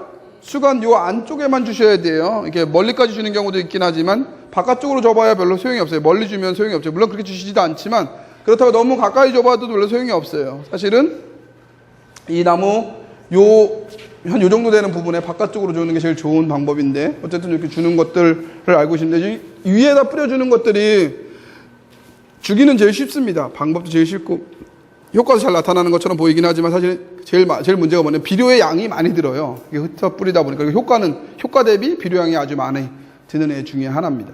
그리고 아까 말씀드린 중에 저렇게 흩어 뿌리면 아까 뭐 어떻게 되냐면 뿌리들이 위로 자꾸 붙으려고 그래요. 지표면으로 양분을 쫓아 올라오다 보니까 위로 올라오는 경우가 왕왕 생겨요. 그래서 나쁜 단점 중에 하나가 그런 단점이 생깁니다. 거의 단점은요. 이제 뒤에 쪽은 이제 그런 것들이 있습니다. 요거는 이제 12방울 중에 나무 토양 속에다 주는 건데요. 얘는 이제 천공기를 이용하는 뭐 주는 건데 이런 토양에다 구멍을 뚫어서 주먹을 뚫거나 도랑을 파서 비료 성분을 주는 건데 토양에서 이동 그러니까 속도가 느린 애들이 있어요. 인, 칼슘, 칼륨 이런 애들을 줄 때 하고 유기물 줄 때 주로 많이 하고요. 그 잔디로 덮여 있거나 아니면은 이제 지금 말씀드린 것처럼 내가 오랫동안에 많은 양분들을 좀 그 기비로 주겠다. 덧걸음이 아니라 밑에 주겠다고 생각하실 때 주는 경우가 되게 많습니다. 이 방법은 뭐 이런 것들이 있지만 사실은 이렇게까지는 안 해도 되고요. 실제로는 이거보다 더 쉽게 하실 수 있어요. 그냥 예를 들면 그 하우스 파이프나 이런 것들을 두드려서 구멍을 만든 다음에 주셔도 되고요. 아니면 뭐 더 쉬운 방법은 그 사부를 한 번씩 깊게 파서 그 밑에다 넣어 주셔도 이 똑같은 방법 중에 하나가 됩니다. 뭐 이건 어려운 방법은 사실 아닌데 이제 이거는 이제 아주 교과서적으로 얘기할 때는 저렇게 하죠. 그래서 천공기를 뚫어서 몇 센치 뚫어가 주라 했는데 실제로 그렇게 안 하셔도 괜찮습니다. 이렇게 그렇게 안 하셔도 이 시비들을 천공 시비를 하시는 것들은 상관없고 이 여기는 이제 구멍을 어쨌든 뚫어서 깊게만 넣어 주시면 돼요. 근데 그 나무가 어린 나무인데 너무 깊게 뚫으시면 그거는 또 의미가 별로 없어요. 그러니까 나무 심은 지 얼마 안 돼서 뿌리가 요만한데 그거의 2배 정도 막 밑으로 뚫어봐야 효과가 별로 없으니까 그렇게 하실 이유는 별로 없습니다. 뭐 그렇게 하시지도 않으시겠지만요. 자, 그 다음에 이제 그 12방법 중에서 아까 뚫는 방법인데 땅을 파는 방법들이 여러 가지가 있습니다. 그래서 여러 가지 방법이 다 똑같아요. 다가 똑같다는 건 땅을 어떻게 파느냐에 따라서 나무의 종류나 아니면 주변 환경에 따라서 파는 방법이 다를 뿐인데요. 방사당 시비는 나무를 주변으로 이렇게 파는 거죠. 파서 여기다가 이제 여기를 한 15cm나 20cm 정도 판 다음에 그 안에다가 넣어주고 다시 흙을 덮는 방법이에요. 그리고 이걸 이제 윤상시비라고 해서 윤형시비 윤상시비 하는데 얘네들은 어떻게 하냐면 여기 둘레를 동그랗게 판 다음에 많이 쓰는 방법 중에 하나인데 이것도 이렇게 둘레 파고 여기다가 이제 흙을 유기물들이나 비료를 넣어주시는 방법. 이건 아까 말한 전면시비. 전면을 다 파서 하는 경우도 있어요. 위에 뿌려주는 경우도 있지만 전면을 다 파가지고 이만큼 15cm 다 덜어내는 경우도 있습니다. 이거는 경우는 주로 언제 많이 쓰냐면 이런 보통 밖에서는 잘 안 해요. 온실에 있는 식물일 경우는 저렇게 해요. 온실에 있는 식물 전체를 다 어떻게 할 수가 없으니까 저만큼을 다 드러냅니다. 그냥 식물 자체를 10cm에 30cm까지를 다 드러내요. 그 표토를 다 드러낸 다음에 다시 새로운 표토를 넣어주면서 영양분을 다시 넣어주거든요. 그런 경우를 할 경우 전면 시비를 하는데 이런 거는 그렇게 많이 하진 않아요. 그 다음에 저나 주로 제일 많이 하는 게 점상 시비죠. 점으로 그냥 뚫러서 이렇게 많이 하는 것들. 그래서 이렇게 나무의 주변으로 뚫러가지고 이렇게 해서 주는 시비 방법. 이걸 저도 제일 많이 하고요. 선상 시비는 잘 아시겠지만 이렇게 보통 이렇게 벽처럼 수벽처럼 만들어 놓은 식물들은 어쩔 수가 없으니까 얘네들은 뚫을 수가 없으니까 줄 따라가면서 쭉 굴을 파서 그 옆에다 넣어주는 거죠. 얘네들은 대부분 과수도 똑같고요. 그 다음에 그러니까 우리 수목도 똑같고 과수나무들도 저렇게 줍니다. 그래서 과수나무에서도 많이 주는 방법 중에 하나가 주로 이제 윤상시비 좀 많이 주고요. 그 다음에 점상시비도 많이 합니다. 특히 이제 윤상시비나 이런 것들은 과수원에서는 이렇게 하는 경우도 있지만 과수를 키우시는 분들은 저렇게 하진 않고 기계가 있어요. 저게요. 땅을 파는 기계가 있어서 과수나무가 이렇게 쭉 이렇게 일렬로 쭉 있으면 이렇게 그냥 골을 파세요. 이렇게 그냥. 그러니까 이 사이에 나무가 다 있는 거죠. 이렇게 파고 이렇게 파고 그래서 여기를 다 그 영양분으로 채워요. 근데 저걸 굉장히 큰 기계로 깊게 팝니다. 그래서 약 한 50cm 어떤 경우에 더 깊게 파는 경우는 70, 80cm까지 파시는데 깊게 파서 그 밑에다 이제 넣는데 양분 양태도 유기물 자체도 엄청 많이 넣습니다. 저희 생각하는 것만 보다 훨씬 많이 넣어요. 그러니까 여러분들이 사과나 배 이런 거 드시는 게 대충 이렇게 해가지고 재배해서 하는 게 아니라 정말 농민들이 엄청나게 많은 양분과 이거를 1년 동안 길러서 하나를 생산하는 거거든요. 그런 것들을 이제 시비할 때 저렇게 시비를 합니다. 저렇게 잘하는 그러니까 생산된 과일들이 좀 당도도 높고 맛도 좋고, 그 다음에 대신 이제 저런 애들이 좀 문제는 좀 있어요. 약간 그 유기질을 많이 넣고 나면 약간 껍질이 약간 두툼해져요. 우리가 생각하는 것만큼보다. 그래서 그 식감이 싫어하시는 분들은 좀 가끔 저런 거 싫어하시는 분들도 있어요. 왜냐하면 아까 말씀드린 대로 P나 K가 많으니까 병충해가 못 먹게 약간 두꺼워지는 거죠. 예, 과피가 약간 두꺼워지면서 약간 문제는 생기지만 어쨌든 건강에도 좋고 예, 몸에도 좋습니다.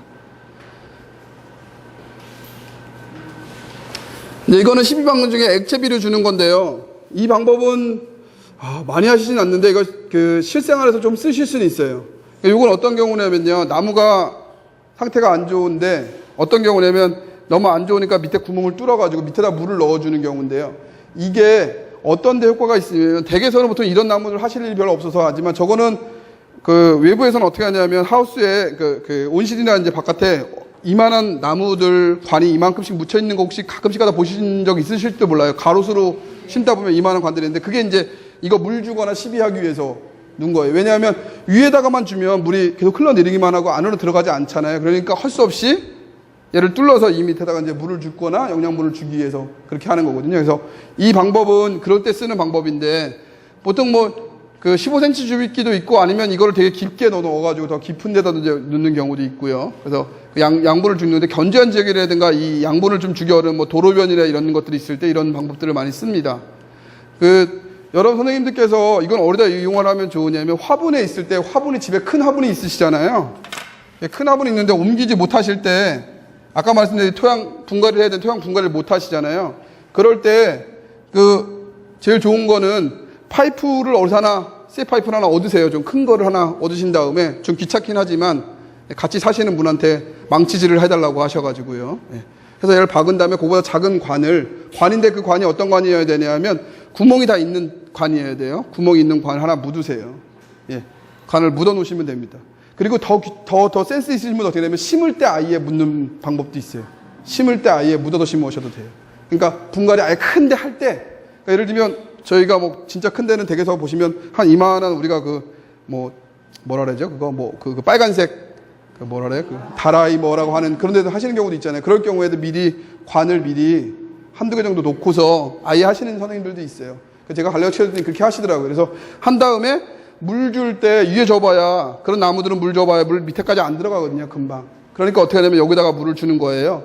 그래서 물을 하나씩 이렇게 여러 군데 나무가 이렇게 있고 뿌리가 이렇게 있으면 얘를 주면 이제 밑에 여기까지 뿌리가 이제 물이 충분히 들어가서 그 다음에 아까 말씀드린 영양분 같은 거 줄 때도 저기다가 고용비료 같은 경우 한두 개씩 넣고 물도 같이 주면 이제 그 물 계속 주면서 그 고용비료에 있던 그 영양분들이 쭉쭉쭉 옆으로도 많이 퍼지죠. 그래서 미리 심으실 때 한두 개 정도 심어 놓는 것도 좋은 방법입니다. 요즘은 이제 저렇게까지 많이 하시는 분들이 많이 없는데 단독주택에 있는 분들은 저렇게 많이 심으시더라고요. 보니까 찍으셔가지고 하시는 분들이 있는데 아파트에서는 뭐 워낙 크니까 이제 옮기기 힘드시니까 그렇게 안 하실지 모르는데 밖에서 한번 혹시라도 뭐 저런 주택이나 아니면 이런 것들 하시면 이렇게 한번 하시면 분갈이 횟수를 좀 줄여줄 수는 있어요. 예를 들면 한 2, 3년에 한 번씩 해야 되는데 한 뭐 1년 적게 한 4, 5년 정도에 한 번씩 분갈이 하셔도 되죠. 아니요. 유기질비료 넣어도 되고요. 화학비를 넣어도 돼요. 네, 우박 같은 걸 넣는 경우도 있고요. 그러니까 아까 고용비료, 나무 고용비료만한 제가 밤틀만한 것들 있다 그랬잖아요. 그런 것들을 넣으셔도 돼요. 한 두세 알씩 넣어 놓고요. 물을 같이 주는 거예요. 그러면 걔네들이 녹아서 계속 쭉쭉쭉 나가요. 상태가 굉장히 좋아집니다, 애들이요. 그러니까 뭐가 더 좋으냐면요. 얘네들이 이쪽으로 가면서 이게 오래되면 다져지면서 공기가 일로 못 들어가요. 그럼 아까 말한 토양 중에 공기가 분명히 공기층이 있어야 된다 그랬잖아요. 공기 부분이 없는데 얘네들이 관을 묻어 놓으니까 밑에 공기들이 어쨌든 조금씩은 더 들어가면서 그 식물들의 화력이 좀 좋아져요, 더. 그러니까 보통 지상에서는 말이 안 생기는데, 그러니까 보통 이런 데서는 그렇게 생길 이유가 별로 없는데, 이건 왜냐면 특수한 경우이기 때문에 특히 그래요. 특수한 게 이 용기에 집어넣다 보면 저런 경우가 좀 생깁니다. 어쨌든 이렇게 한번 하시고 나서 바꾸긴 바꿔야 됩니다. 저거를 의존해가지고 계속 있을 수는 없어요. 그러니까 분갈이 횟수는 좀 줄이거나, 그리고 그다음에 예를 들면 식물체 상태는 좋아지지만, 어쨌든 분갈이는 하셔야 됩니다, 저것도. 나무를 더 크게 이제 키우시려면 분갈이 더 큰 데다 옮기긴 하셔야 되겠죠. 그런데 아까 말씀드린 연면십입니다. 연면십은 액체 비료를 입에 직접 뿌려주는 방법인데, 특히 이제 아무 때나 주는 게 아니라 제일 나쁠 때가 언제냐면, 그 식물체 상태가 안 좋아. 위에 부분이 보통 이제 낙엽이 지거나 갑자기 녹색 잎인데 낙엽이 지거나 애들이 상태가 안 좋아졌다. 그때 식물의 그 상태를 호전시키기 좋게 만들어주기 위해서 쓰는 건데요. 제일 많이 쓰는 건 아까 말씀드린 요소를 제일 많이 씁니다. 비료가 특히 많이 필요하기 때문에 질소질 비료를 많이 쓰시고요. 그다음에 복합 비료들도 많이 녹여서 씁니다. 근데 복합 비료를 쓰실 때는 중요한 것 중에 하나가 뭐냐면 잘 녹여서 쓰셔야 돼요. 그러니까 잘 안 녹는 애들이 있는데 오랫동안 녹이셔야지. 그냥 녹이시면 살짝만 녹이면 밑에 그 알갱이들이 밑에 그냥 있어요. 그래서 그게 노즐을 막거나 그러는 경우도 생기거든요. 그러니까 잘 녹여서 쓰셔야 되고요. 또 많이 이제 쓰는 애들 중에 하나가 누구냐면요. 여기 마그네슘이에요. 여기 마그네슘도 되게 많죠. MG라고 하는 마그네슘이 되게 많은데요. 이 MG 마그네슘을 많이 주는데요. 이 마그네슘도 많이 쓰는데 얘도 이 요소도 주면서 이 마그네슘도 많이 씁니다. 저 마그네슘을 많이 쓰는 이유 중에 하나는 뭐냐면 마그네슘이 잎의 구성을 할 때 엽록체를 만드는 구성 요소 중에 하나예요. 그러니까 이 엽록체가 상태가 안 좋아서 잎이 떨어지기 시작하는 거거든요. 그러니까 그걸 방지하기 위해서 개의 구성 요소인 MG를 많이 주는 거예요. 순간적으로 많이 줘서 잎에 그게 흡수가 잘 돼서 튼튼해질 수 있도록 하기 위해서 MG, 마그네슘을 많이 줍니다. 근데 마그네슘이 어떤 문제가 있냐면요. 제가 성질이 MG라는 그 분자 자체가 커요. 무겁다 보니까 어떻게 되면 이동이 느립니다. 이쪽 애들이 왔다 갔다 하는 것들이 느리는 경우가 생겨요. 좀. 그러니까 이쪽에 뒤쪽 애들이 앞에 질소 빼고 나머지 애들이 어떤 애들이면 속도가 느린 애들이 있어요. 그러니까 빠른 애들은 그러니까 빠른 애들과 느린 애들을 어떻게 구분하실 수 있냐면요. 이거 앞에 원래 전축에 이제 여러 가지가 있어서 말씀을 드려야 되는데 이동성이 낮은 애들, 그러니까 식물체 내에서 이동성이 낮은 애들은 어떤 애들이냐면 엄마 잎에서 증상이 바로 나타나는 애들. 그런 이동성이 낮은 거예요. 그러니까 제가 어리고 나이가 있으시면 어떻게 되면 보통은 다 엄마 잎들에서 그러니까 새순 잎들로 이렇게 와야 되거든요. 새순에서 바로 나타나는 것들이 제가 잘못했는데 새순들에서 특히 새순이나 꽃이나 이런 데서 증상이 나타나는 애들은 이동성이 낮은 애들이에요. 이동을 빨리 못 해주는 거예요. 그러니까 이동성이 빠른 애들은 이동성이 아주 빠른 애들은 어떻게 하냐면 이 새순에서는 증상이 잘 안 나타나요. 어디서 나타나요? 어린 잎에서 나타나요. 그래서 늙은 잎에서 오래된 잎에서 어떻게 나타나냐면 누렇게 누런 잎이 돼요. 그러니까 영양분들을 다 얼로 준 거예요? 새순으로 몰아주는 거예요. 그리고 자기는 어떻게 돼요? 떨어집니다. 그래서 영양분들 볼 때 이동성이 낮은 애들이냐 이거는 이제 나중에 좀 보시면서 우리들 애들이 그 잎이 떨어지느냐 안 떨어지느냐 좀 보시면 판단하시고 그걸 보시고 나서 조치를 취하시면 좋은데 질소는 이동성이 아주 빠른 애들이라서 보통은 어디서 많이 나타나냐면 이동하고 나서 늙은 잎에서 그러니까 오래된 잎에서 많이 나타나면 누렇게 되면서 없어지거든요. 그래서 새순으로 가고요. 더 부족해지면 이제 새순도 이제 색깔이 안 좋아지는데 MG 같은 경우는 오히려 반대가 현상이 나타나고요. 그래서 그런 것도 이동성이 낮거나 높은 애들을 먼저 주는데 특히 이제 질소 같은 경우는 이동성이 높은데 또 불구하고 순간적으로 부족해지면 문제가 생기니까 많이 주는 비료 중에 하나입니다. 그러니까 10일 하는 비료 중에 하나예요. 제가 이제 이동성이 낮은 거 높은 것만 말씀드리는 게 다른 것들은 어디 찾아보시면 되냐면 저거는 네이버에 찾아보시면 아주 잘 나와 있어요. 그냥 보시고서 그때 조치를 해주시면 돼요. 저거 증상을 딱 보고 얘가 위에서 나타나는 거 원래 새순에서 원래 새순 잎이 그러니까 노란색이 아니라 뭐 녹색이 연녹색이어야 되는데 갑자기 얘가 약간 노란색으로 나온다든가 아니면 무늬가 맥에 이상한 증상이 나타나는가 이러면 찾아보시면은 증상들이 나타나는 것들을 확인해서 그거에 대한 적절한 처방을 하실 수 있을 겁니다. 그런 것들 보시고요. 이거 주는 때 제일 좋은 시기는 언제 시기냐면요. 이 연면 시비는 아침에 일찍 하시는 것도 좋은데요. 아침에 일찍 하시는 것보다는 더 좋은 시기가 되면 저녁이에요. 그래서 해가 진 쯤에 오후에 하시는 게 제일 좋습니다. 그러면 그때 실시간이 좋고요. 한낮에는 하시면 안 돼요. 한낮엔 잘못하면 반점들이 너무 많이 생겨요. 농도가 높아지거나 이럴 수도. 그래서 실시를 하고요. 비료액이 그러니까 분무를 해가지고 완전히 그러니까 물로 뿌려주면 안 되고 분무를 해가지고 잎에 붙도록 해서 뚝뚝 떨어질 정도로 많이 분무해야 되고 잎 뒷면에 시비해야 효과가 많이 큽니다.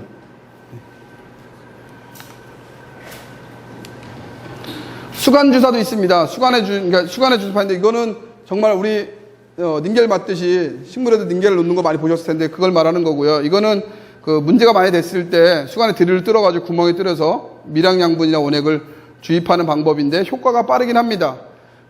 이게 이제 맑은 날에 실시하고 뭐 주입 방법은 여러 가지가 있는데 지금 주입 방법들은 여러 가지가 있어요. 그래서 이렇게 드릴을 뚫은 다음에 수간 주사 놓는데 이 수간 주사 놓는 것도 요즘은 뭐 세트로 나와서 많이 해보실 수 있는데 그래서 사실 이렇게 설명을 드리는 것보다 사실 직접 한번 해보면 되게 쉽거든요. 제일 중요한 포인트는 뭐냐면 이 높이가 나무가 여기 10에서 여기 높이가 10에서 20cm 정도 높이여야 돼요. 너무 높거나 너무 낮게 들어가면 황태가 좋지 않습니다. 그리고 두 번째는 뭐냐면 각도예요. 각도가 너무 수직으로 놓으시면 안 돼요. 이렇게 꽂는 경우도 있고 이렇게 꽂는데 그 수직으로 꽂지 말고 45도 정도를 꽂는 게 제일 좋으시고요. 그리고 또 하나는 뭐냐면 너무 깊게 뚫은다고 해서 좋은 건 아닙니다. 나무의 그 피를 잘 보셔야 되는데요. 그 나무의 두께 보면 겁택 우리가 보고 있는 나무 껍질이 있잖아요. 그죠? 껍질이 두꺼운 애들은 조금 더 깊게 뚫으셔야 돼요. 그리고 얇은 애들은 좀 얇게 뚫으셔야 돼요. 근데 저거를 그냥 평균적으로 다 똑같이 뚫으시다가 어떤 상태가 벌어지냐면 그 소나무처럼 두꺼운 애들은 뚫었는데 미처 여기 피층을 닿지도 못할 만큼만 짧게 뚫으면 여기 닿지도 못하고 죽긴 졌는데 양분을 하나도 흡수 못하는 경우도 있어요. 어떤 경우는 너무 깊게 뚫어가지고 그 목줄 안으로 너무 많이 들어가가지고 효과를 못 보는 경우도 생깁니다. 그게. 그래서 이거는 사실 그 경험이 필요하다는 게 그 나무의 두께와 그 다음에 나무의 어린 나이 정도를 잘 보고서 두께를 조절하시는 게 되게 중요한 포인트 중에 하나입니다. 여기 지금 보시는 것처럼 뜯는 것들은 45도를 기울여가지고 뜯고요. 이게 뜯는 경우가 한 5cm 정도 내외를 뚫습니다. 5cm면 굉장히 더 많이 뚫려요. 그죠? 이만큼 뚫는 경우거든요. 예. 교수님 아까 그 소나무를 위에다가 만약에 자살해 놓으면 저거를 효과가 없나요? 예, 효과가 없어요. 왜 그러냐면요. 예, 밑에다 놔야 돼요. 위에다 놓으면요.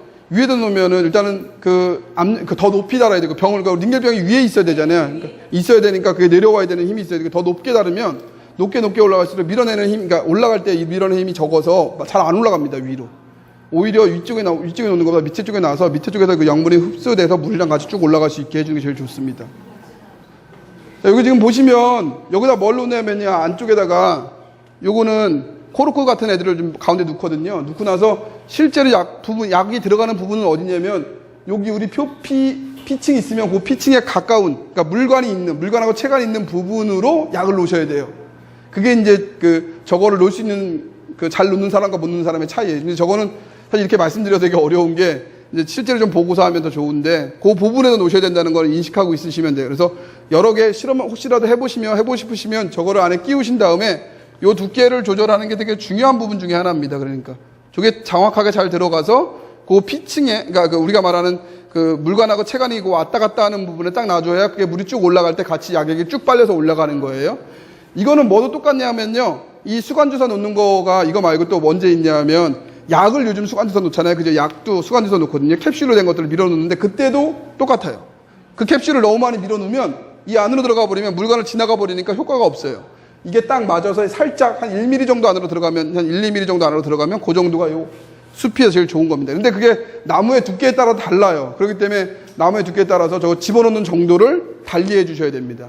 그러니까 이거는 이렇게 설명을 드리지만 실제로 좀 해보시면 경험이 될 텐데 그러지 못해서 죄송하긴 하지만 어쨌든 그렇게 해주시면 제일 좋다는 거 알고 계시면 좋겠습니다.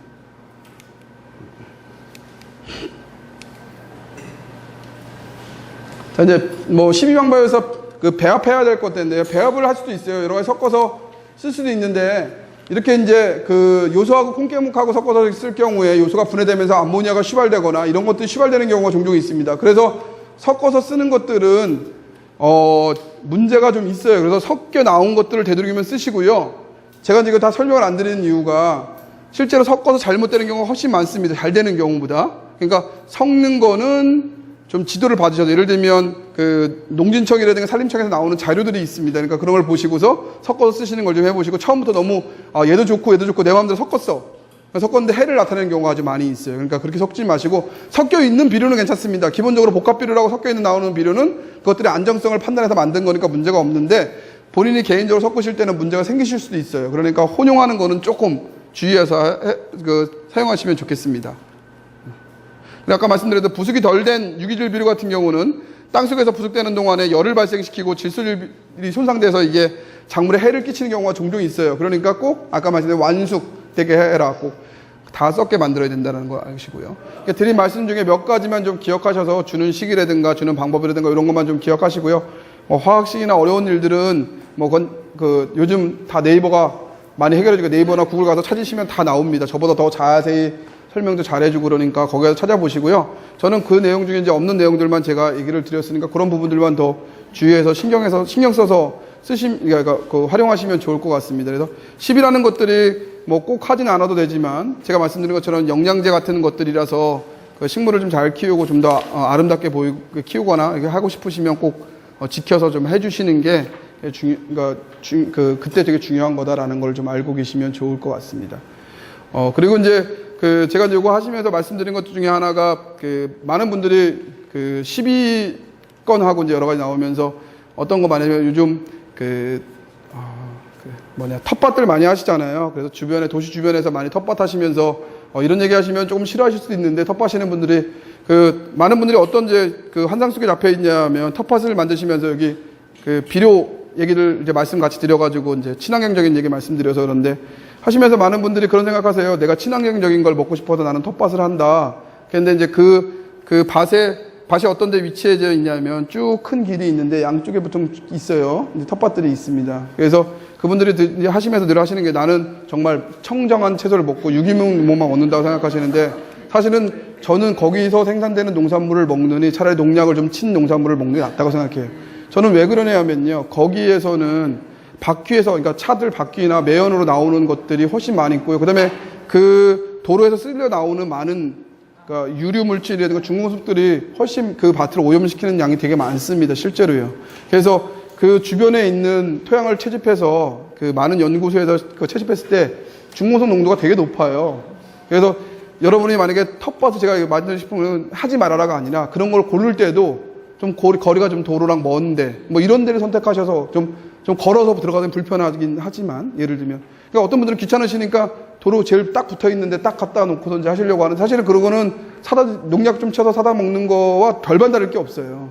그러니까 그런 텃밭을 구하시더라도 좀 먼데 약간 좀 걸어서 귀찮긴 하지만 도로와 좀 떨어지고 아니면 공장지대라든가 뭐 좀 이제 떨어져 있는 환경이 좀 깨끗한 곳으로 들어가셔야지 도로 옆에 있으면서 나는 되게 정말 깨끗한 거 드신다고 생각하시는 것처럼 드시는데 오해이신 것 같아요. 그거는. 그래서 그런 것들은 좀 생각을 해보시는 게 좋으실 것 같습니다.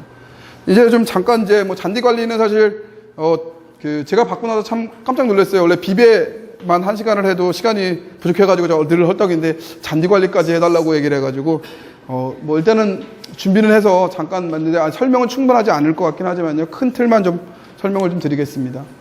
잔디의 종류를 좀 보시면 난지형 잔디하고 한지형 잔디인데 이게 난자가 이 한자는 따뜻한 한자예요. 따뜻할 때 잘 자라는 애. 난자는 우리가 좀 약간 추운데 잘 자라는 애들인데 건조한 날씨는 잘 견뎌요. 난지형. 우리는 보통 한국 잔디가 난지형 잔디입니다. 우리가 쓰시는 잔디들은 다 난지형 잔디고 서양 잔디가 한지형 잔디인데요. 겨울철에도 이 녹색을 유지하는 게 한지형 잔디의 특징이지만 그러니까 이쪽 먼저 보면 난지형 잔디 보면 여름철에 잘 자라요. 그리고 건조한 날씨에도 잘 견디고. 그러니까 다밤력, 그러니까 밟았을 때의 회복되는 속도도 굉장히 좋고 거친데 되게 좋습니다. 근데 조성하고 유지 관리비는 적은데 문제는 뭐냐면 겨울에 문제예요. 겨울에 없어져 버려요. 이게 노랗게 돼 버려서 문제가 생기고요. 그리고 연간 한 5개월 정도 휴면을 해버리니까 문제가 생겨서 이건 잘 안 쓰는데 특히 언제 안 쓰냐면 골프장에 잘 안 쓰죠. 그리고 조경용으로도 잘 안 쓰는 게 되는데 그 이유 중에 하나가 이제 겨울에 이제 저온을 멈추고 누렇게 되는 것들이 문제라서 그런데 예를 대부분 이제 들잔디, 뭐 한국 잔디들도 대부분 여기 속하고요. 그 다음에 외국 잔디 중에는 버뮤다 글라스라고 하는 애가 하나 여기 속합니다. 근데 뭐 이게 알아만 두시면 좋겠다. 그래서 조경 공간에도 우리나라 아직도 많이 쓰고 있고, 녹지대나 뭐 많이 쓰고 있는데, 특히 이제 묘지에 제일 많이 쓰는 잔디 중에 하나죠. 이 한지형 잔디는 여기도 이제 골프 치러 다니시는 분들 좀 있겠지만, 골프 치러 갔을 때 골프 치는 데 많이 있는 잔디고요. 겨울에 잘 자랍니다. 녹색을 잘 유지하고 하지만, 여름철에 아주 취약해요. 그래서 여름철에 띄어서 뜬다는 게 뭐냐면 하얗게 노랗게 돼버려가지고 오히려 여름철에 갈색으로 변하는 경우가 많은데, 이 병이 걸려서 그렇거든요. 굉장히 주의해야 되는 잔디 중에 하나가 이 서양 잔디가 주의해야 될 때가 여름철입니다. 장마 시절에 생육이 불량해서 누렇게 변하는 것들이 제일 많고요. 뭐 파종 시기는 이제 초봄이나 가을에 종자를 파종하면 얻을 수 있습니다. 우리가 지금 많이 쓰는 것 중에 하나가 켄터키 블루글라스고요. 축구장이랑 뭐 도로 사면 등이나 골프장, 특히 골프장이 되게 많은데 축구장에도 많이 있습니다. 요즘은 어떤 경우가 되게 많냐면 두 개를 섞어서 하는 경우도 좀 많아요. 그래서 혼합해서 쓰시는 경우도 많은데, 난지형 잔디 같은 경우는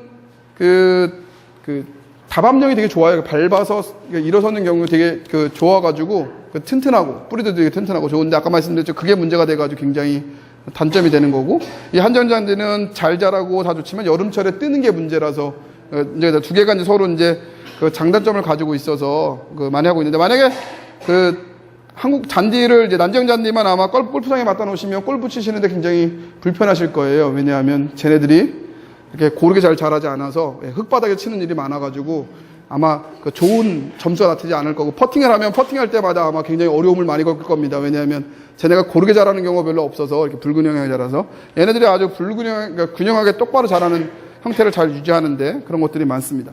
최근에는 그 제주도에서 그 아마 조만간에 한국의 잔디가 골프장에 들어갈지도 몰라요. 이게 왜 그러냐면 그 최근에 이제 산림연구소 쪽에서 산림연구소는 아니고 이제 그걸로 해서 그 발견한 분이 계신데 그 우리나라 섬에서 뭘 발견했냐면 우리나라 잔디인데 겨울에도 푸르게 자라는 잔디를 발견하셨어요.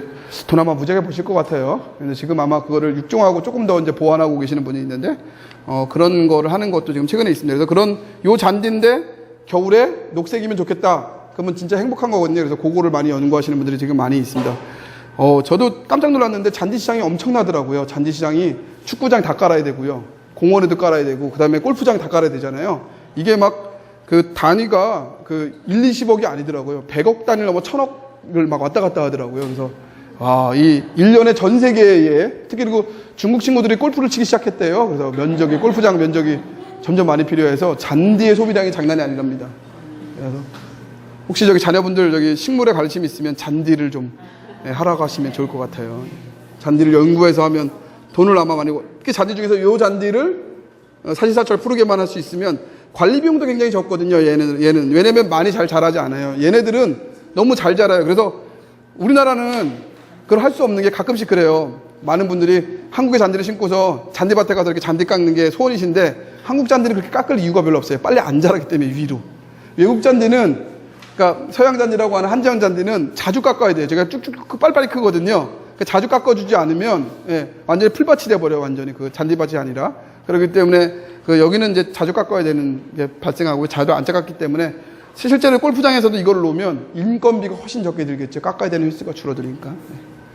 잔디 종류를 지금 보면 난지형 잔디, 한지형 잔디 보면 우리가 이제 금잔디라고 하는 잔디 등 들잔디, 난지형 잔디들인데 우리가 많이 보는 것들이 버뮤다 글라스하고 여기 켄터키 블루 글라스라고 이런 이것들은 대부분 뭐 골프장이나 아니면 축구 경기장, 뭐 야구 경기장에서 많이 볼 수 있는 그 종류들입니다.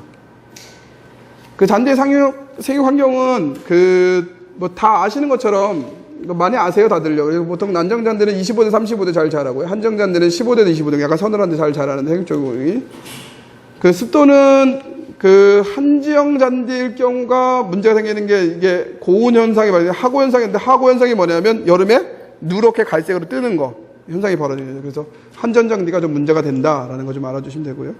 빛은 아주 좋아야 됩니다. 잔디는 무조건 두 잔디가 다 빛이 좋아야 돼요. 그래서 여러분들이 아시는 묘지를 그러니까 그 산소를 쓸 때 해가 잘 들어야 되는데 쓰셔야 되는 이유가 잘못 쓰면 저 잔디가 잘 안 자라요. 그늘이 많이 지면. 잔디는 무조건 해가 잘 드는 데 있어야 됩니다. 그래서 그 잔디가 잘 자라는 곳이 곧 또 좋은 묘자리고요. 그 다음에 배수도 잘 돼야 되거든요. 얘네들 굉장히. 여기 지금 보시면.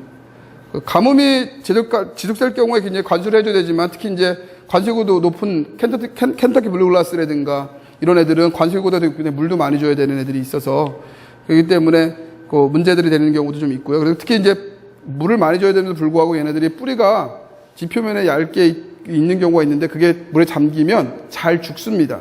그래서 잔디는 배수가 되게 잘 돼야 돼요. 그래서 축구장 시공할 때 밑에 보면 모래층이 되게 높아요. 많아요. 그래서 배수가 잘 돼야 되는데 그래서 축구 선수들이 공 많이 차도 전에 언제 한번 그랬는데 우리나라에서 그 축구장 잘못 만들었다고 한번 그런 적이 있어요. 상암에다가. 왜 그러냐면 비가 순식간에 한 3, 40mm 왔는데 그 물에 공이 떠다니는 거예요. 그러면 안 되거든요. 그 정도에도 원래는 배수가 다 돼서 밑으로 다 내려가야 되는데 외국에서 이제 보면 그런 일이 별로 없어요. 외국에 시공 잘한 데는 보통 보면 바로 비가 많이 와도 바로 미리 물이 이제 밑으로 다 빠져가지고 배수가 되게 잘 되게 해줘야 되는데 그렇게 만들지 못하는 경우에는 잔디 생육도 문제가 생겨요. 그런 경우에 잔디는 물에 잠기면 잠기는 시간이 하루 정도 지날 때마다 거의 10%씩 계속 죽어나간다고 생각하시면 돼요. 그래서 그 잔디는 물에 잠기는 걸 되게 싫어합니다. 건조한 건 조금 오히려 좋아할 수 있어도 잠기는 건 아주 싫어한다라는 거 좀 알고 계시면 좋습니다. 그래서 묫자리도 똑같으시잖아요. 아까 묫자리도 어떤 선생님이 얘기하시는데 묫자리 같은 경우도 그런 얘기하는 게 묫자리가 해도 잘 들어야 되고 또 하나 뭐가 되죠? 배수가 잘 돼서 그 물 차면 안 된다고 그러잖아요. 그죠? 예, 잔디가 잘 자라려면 물 차면 안 되거든요. 거기에 땅도 이제 그런 특징이어야 되고 그래서 그 혹시라도 그 댁에서 혹시 산소를 관리하시는데 잘 안 자라면 그 잔디를 바꾸는 것뿐만 아니라 토양을 좀 바꿔야 될 수도 있어요. 그래서 모래를 좀 더 섞어서 관리하시는 게 좋은 효과를 보시는 경우도 있습니다. 생육하는데 토양적인 환경에 토양의 물리적 성질이 배수를 고려해서 기울기를 좀 해서 물이 한쪽으로 좀 잘 빠지게 좀 만드셔야 되고요.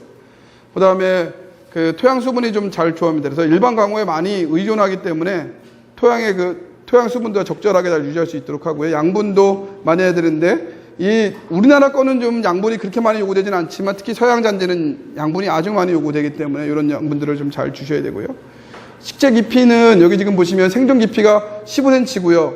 그 생육에 제일 좋은 채소 깊이가 30cm인데 이게 이제 그 토심이 좋은 정도가 30cm 정도 있어야 되는데요. 토심을 너무 얇게 잡는 경우가 되게 많아요. 잔디라고 생각해서 사람들이 되게 얇게 생각하시면 그 건조해를 굉장히 많이 당하는 경우가 많이 있습니다. 그러니까 너무 토심을 얇게 잡지 마시라는 얘기예요. 그래서 토심이 잔디라고 생각해서 너무 얇게 잡지 말고 좀 깊게 잡아야 된다. 그런데 이거 조경 시공할 때 실수하는 경우가 되게 많아요. 그래서 혹시라도 그 아파트 사시면서 잔디 잘 안 크면 땅 한번 파보자고 얘기해야 돼요. 그 시공업체에다.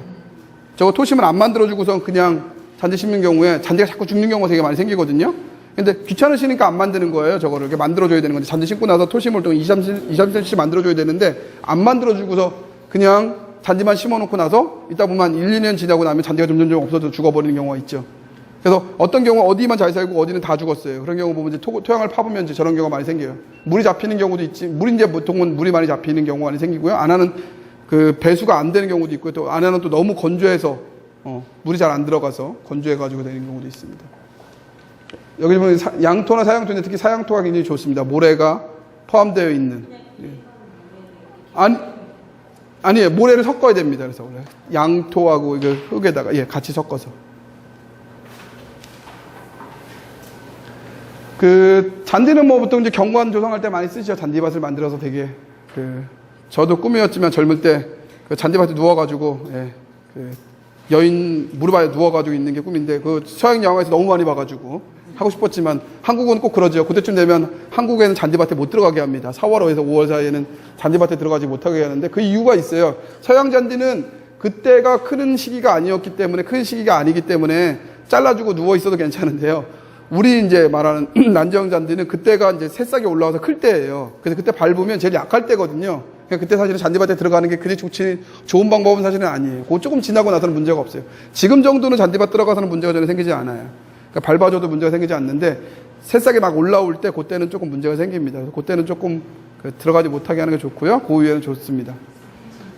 경사지 침식 방지에도 참 좋죠. 그래서 경사지에 많이 심으신데 잔디를 많이 심으면 물 쓸려 내려가는 것들이 아주 방지가 많이 돼서 굉장히 효과가 좋습니다. 경사지에 심는 것이 있고요. 그다음에 운동하고 휴식 공간으로 굉장히 좋고 특히 이제 운동장에서는 우리나라도 요즘은 많이 하지만 우리나라 옛날에 요번에도 축구가 자꾸 져서 저도 막 화가 막 나는데 당연하다고 생각해요. 저 생각할 때 그러니까 운동하는 선수들 실력은 둘째치고 기반 조성이 안 돼 있어요. 그러니까 우리나라는 기본적으로 어릴 때부터 잔디구장, 천연 잔디구장에 차야 되는데 천연 잔디구장에 찰 수 있는 고장이 별로 없는 거예요. 초등학교 때부터. 그러니까 실력이 안 나요. 일본 같은 경우는 웬만한 초등학교에 다 천연 잔디구장으로 만들어서 그거 관리하고 그 관리 용역을 주고서 그걸 관리하거든요. 근데 우리나라는 그런 경우가 별로 없잖아요. 우리는 천연 잔디구장 있는 학교가 아주 드물게 있습니다. 그래서 관리비도 많이 들고 힘들으니까. 그러다 보니까 애들이 이제 잔디구장에 뛰는 게 아니라 맨바닥에서 뛰거나 아니면 인조잔디에 뛰다가 천연잔디에 뛰다 보니까 이제 실력이 제대로 실력 발휘가 잘 안 되는 거죠. 우리나라에 실제로 제가 개인적으로는 축구가 그렇게밖에 안 되겠어요. 잔디 관리가 실력이 그 정도밖에 안 되니까 잔디가 퍼센트가 안 돼서. 그래서 우리나라의 잔디구장이 더 많아지면 축구의 16강, 4강도 더 가지 않을까라는 생각이 많이 듭니다. 저는 개인적으로 2002년도에 제가 이제 한참 그때 공부할 때인데 하면서 이 축구가 끝나고 나면 우리나라의 모든 그 고등학교 학교가 축구 붐에 힘입어 잔디구장으로 다 되겠구나 생각했는데 그렇지 않더라고요. 좀 아쉽습니다. 그래서 저는 뭐 개인적으로 정치적인 성향은 아니고요. 얘기할 때마다 선거할 때마다 정원을 꾸미거나 예를 들면 학교를 잔디구장 만들어주겠다라는 나오면 거기에 찍습니다. 많이 그쪽으로. 예. 유심히 저는 보아가지고요. 당과 상관없이 그쪽으로 이렇게 찍습니다. 특히 이제 학교에 그런 것들 많이 하는데. 물론 이제 일자리 문제도 있고요. 또 하나는 이제 뭐 제 자녀네들인가 다 밑에 있는 후배들이 그런 데서 좀 운동도 하고 좀 더 좀 휴식도 하고 마음껏 운동할 수 있는 상이었으면 좋겠어서 많이 그렇게 합니다. 그 다음에 미기후를 완화한다는데 이게 무슨 얘기냐면요. 잔디가 깔려있는 곳은 다른 데보다 온도 차이가 크지 않습니다. 그래서 잔디를 심어놓은 땅에 다른 식물들을 심어놓으면 온도 차이가 크지 않아서 잘 죽질 않아요. 그래서 그 잔디를 파고서 거기다 식물 심는 게 나쁘지 않아요. 되게 좋습니다. 그래서 잔디를 파면 잔디가 식물 가까이 들어오는 건 좋지 않지만 어느 정도 그 공간을 두고 잔디가 옆에 있으면 수분을 뺏기는 것도 적게 뺏기고요. 그러다 보니까 건조함도 덜 타고 다른 식물들이 효과가 있습니다. 굉장히 좋습니다. 그리고 녹지대로 되어 있는 부분들이 선생님들도 이렇게 많이 아파트 생활도 많이 하시지만 아파트에 지금처럼 이렇게 녹지 공간에 식물들이 많으면 주변에 열이 올라가는 속도가 굉장히 줄어들거든요. 그래서 잔디바닥 똑같습니다. 그러니까 오히려 시멘트 바닥 해놓은 것보다 잔디바닥으로 해놓는 게 혹시 주변이 좀 덜 덥고, 그 다음에 추위도 덜 덥고, 그 다음에 사람이 느낌도 더 좋고, 그렇습니다. 잔디 식재하는 방법이에요. 이거 식재하는 방법을 실제로 식재할 일이 별로 없긴 하시는데, 이거는 이제 어떻게 하냐면 평대라고 가지고 그냥 이 옆으로 양쪽으로 심는 방법이 전체를 심는 방법이 있고요. 이 줄대 식재는 뭐냐면 2개 정도 하나씩 심고서 이렇게 비워놓은 건데, 이렇게 비워놓은 걸 많이 심습니다. 보통 우리가 이렇게 조경의사들에서 많이 심어요. 이렇게 2개 심을 정도로 심고 나면 어떻게 되냐면 이게 양쪽으로 이렇게 자라면서 이렇게 이제 메꿔지는 거거든요. 그래서 그런 식으로 줄대 식재를 많이 합니다. 뭐 어려운 건 사실은 아니에요. 그냥 심는데 대신 이제 어떻게 심느냐. 근데 이런 것들도 이건 이제 뭐 차이냐면 어떤 잔디를 심느냐, 어떤 곳에 심느냐에 따라 저러는 것들이 돼 있어요. 그러니까 기다릴 수 있는 곳이냐, 그럼 이렇게 심으셔도 돼요. 근데 축구장에 이렇게 심어놓으면 안 되겠죠. 여기 맨 땅이고 여기 이렇게 있습니까? 이런 것들은 안 되니까 그런 데는 어떻게 하냐면 축구장 같은 경우는 이렇게 식재하죠. 롤 잔디를 식재합니다. 축구장에 있는 잔디는요, 이렇게 조그만 잔디가 아니라 가끔씩 어쩌다 보실 수 있는 건데 이만한 큰 롤로 감겨져 있어요. 심을 때부터 한 이만큼 정도가 되어 있어요. 이렇게 폭이 한 2m 정도 되는 롤로 감겨 있어요. 그러니까 우리 롤빵 감겨 있듯이 감겨 있습니다. 그래서 기계가 다니면서 피어요, 걔를 쭉. 그래서 만약에 이 부분이 축구하고서 만약에 축구했다 여기가 만약에 잔디가 많이 파여가지고 잔디를 바꿔야 되잖아요. 그러면 잘라서 바꾸는 게 아니라 롤을 다시 걷어요. 그래서 이 롤을 어디로 가져가냐 하면 양묘장이 따로 있습니다. 롤을 관리하는 양묘장이 따로 있어요. 거기다 쭉 깔아서 거기서 관리하고요. 거기 하나를 다시 롤을 말아가지고 와서 그 부분을 쭉 깝니다. 그래서 여러분들 잔디 보면 축구장에 보면 이게 겹겹이 무늬처럼 이렇게 있는 경우가 있잖아요. 그게 2가지 방법인데요. 하나는 잔디를 엇갈려 깎는 방법이에요. 그럼 보는 방향에 따라서 그게 이제 그렇게 보이기도 하고요. 또 잔디를 일부러 그렇게 심는 경우도 있습니다. 그래서 그런 식으로 선택해서 심는 경우도 있어서 2가지 방법인데, 이제 이 롤잔디 식재는 주로 우리가 많이 보실 수는 없어요. 이거는 대부분 어디서 많이 식재하냐 하면 경기장에서 많이 쓴다. 그래서 야구장, 아니면 축구장, 특히 이제 축구장에 제일 많이 쓰는 방법 중에 하나죠. 그래서 롤잔디 이만큼을 그냥 걷어가지고 그만큼을 다 바꿉니다. 그래서 롤 전체를 바꿔요. 가끔씩은 급할 때 이렇게 떼어서 바꾸지만 대부분은 그렇게 바꾸고, 그거는 다시 또 버리는 게 아니라 다시 양묘장에 가가지고 다시 또 이제 거기 부분만 종자를 파종하거나 식물체를 관리해서 그 부분까지 또 다시 이렇게 또 완벽하게 잘 될 때 되면 다시 또 바꿔주고 다른 거 바꾸고 이렇게 합니다. 그러니까 면적이 넓으니까 그렇게 하지 않는 이상은 그 넓은 축구장 면적을 다 할 수가 없어요. 그래서 기계처럼 정말 합니다. 이거 까는 거 가다 보면 굉장히 기계처럼 작업을 하는데, 축구장 같은 경우가 아까 2% 정사도를 줘야 된다 그랬잖아요. 그래서 가운데가 좀 높고요. 양쪽으로 물이 빠질 수 있는 형태로 만들었습니다. 그래서 그렇게 만들어져 있어서 잔디도 깎을 때도 고려해서 깎아야 되고요. 고민해야 될 것들이 굉장히 많습니다. 네, 약구로 약간 이렇게 돼 있어요. 살짝, 그래서 축구공을 차도 공이 차면 약간 이렇게 기울게 되어 있어요. 근데 살짝 그게 너무 아주 그냥 심하게 구는 게 아니라요. 살짝 보면 빗물이 양쪽으로 흘러갈 수 있도록 배수할 수 있도록 만들었어요. 근데 이게 어긋나게 식재하는 경우도 또 있는데요. 이 어긋나게 식재하는 경우도 아까 말씀드린 잔디밭에서 우리가 많이 쓰고, 이 어긋나게 식재 제일 많이 하는 경우가 언제냐면 묘지 만들었을 때 이렇게 많이 하시죠. 주로 드문드문 심어가지고 텅텅텅텅 심어 놓은 다음에 이 주변에 요것들이 차서 이제 메워질 수 있도록 하는 것입니다. 잔디 깎기입니다. 잔디 깎기는 잔디를 적당한 시기에 따라서 이제 용도에 따라서 깎아야 되는데, 예를 들면 골프질 치시는 분들은 아시죠? 그래서 그린하고 안에 바깥에 이제 퍼팅해야 되는 공간하고 라인에 들어왔는데 거기가 잔디가 이렇게 높으면 퍼팅하다 공이 다 서가지고 아마도 그 넣을 수 있는 분이 뭐 몇 명 와도 아마 성공하지 못할 거예요. 그래서 그 안에 퍼팅해야 되는 그 안에 들어오면 홀 안에 들어오면 거기는 잔디가 어떻게 되어 있냐면 보시면 알겠지만 바짝 깎여 있습니다. 아주. 그래서 라인에 공이 구를 수 있게 잘 구를 수 있게 깎아야 되고요. 거기 깎는 건 아주 굉장한 기술이에요. 그거 아무나 깎을 수가 없어요. 그래서 잘못 깎으면 그 퍼팅하는 그 오신 분들한테 엄청나게 욕을 먹습니다. 그래서 잔디를 거기 되게 그거는 그 잔디를 깎는 거는 굉장한 기술이 있어요. 잘 깎으시는 분들이 깎은 거고요. 바깥쪽에 있는 것들은 좀 러프하게 깎죠. 아주 좀 높게 깎고, 그래서 잔디가 이렇게 공이 그 잔디 안으로 들어갈 정도로 깊게 깎고, 그래서 그거는 종류와 용도에 따라 깎고, 축구도 할 때도 그 잔디의 높이가 되게 중요해요. 그래서 잔디 높이를 보고 선수가 어떤 것도 해야 되냐면 잔디의 스터트를 고르기도 해야 돼요. 그러니까 그 우리가 말하는 일명 이렇게 바닥에 있는 그런 이렇게 톡톡톡 돌기처럼 나와 있는 애들을 잔디가 높으면 더 많이 끼워야 될 수도 있고 좀 적어지면 좀 적게 끼워야 될 수도 있고, 그래서 잔디 높이에 따라서 선수가 들어가서 미리 보고 그날 그 운동화를 바꿔신다, 축구화를 바꿔신을 정도로 잔디가 중요한데, 그래서 보통 자국에서 잘하면 자국 선수들이 잘할 수밖에 없는 게 그걸 맞춰서 늘 연습을 했기 때문에 테론 선수들이 가면 적응하기 어려워요. 공이 구르는 속도도 다르고 높이도 달라지고 공 치는 높이도 달라지고. 그래서 그거는 이제 깎는 것들은 이제 그런 종류에 따라서 깎는 방법이 다르게 깎습니다. 그러니까 효과들이 잔디를 깎으면 좋은 것들이 걔네들이 깎고 나면 옆으로 줄기들이 많이 뻗어요. 그래서 잔디를 잘 깎아주면 아까 이렇게 있을 때 잔디를 잘 깎아주면 이 잔디들이 옆으로 측면으로 많이 뻗습니다. 이렇게 위로 크는 것보다. 그래서 잔디 깎기가 굉장히 좋은 효과를 주고요. 그 다음에 이제 미관상으로 잔디면을 고르게 해주니까 이게 예뻐 보이고요. 그 다음에 너무 높아버리면 그 사이에 공기가 안 통해서 병충해가 많이 발생하는 경우가 생깁니다. 그래서 깎아주면 공기가 잘 통하게 해서 병충해들이나 잡초들이 잘 안 생기게 하는 효과를 봅니다. 기계들을 보면 이제 모어라고 하는 기계들인데요. 그래서 이런 여러 가지 기계들이 있습니다. 뭐 어떤 기계들은 그러니까 자른 것들을 모아서 회수해주는 애들도 있고, 어떤 애들은 자르기만 하는 애들도 있고, 단순히 잘라놓는 애들만 있고, 그래서 여러 가지 종류 애들이 있습니다. 이건 전동으로 하는 애들도 있고요. 손으로 그냥 굴려가면서 하는 것도 있습니다. 여러 가지가 있습니다. 뭐 더 심한 건 사람이 손으로 이렇게 할 수도 있어요. 옛날에는 그렇게 하는 경우도 있었어요.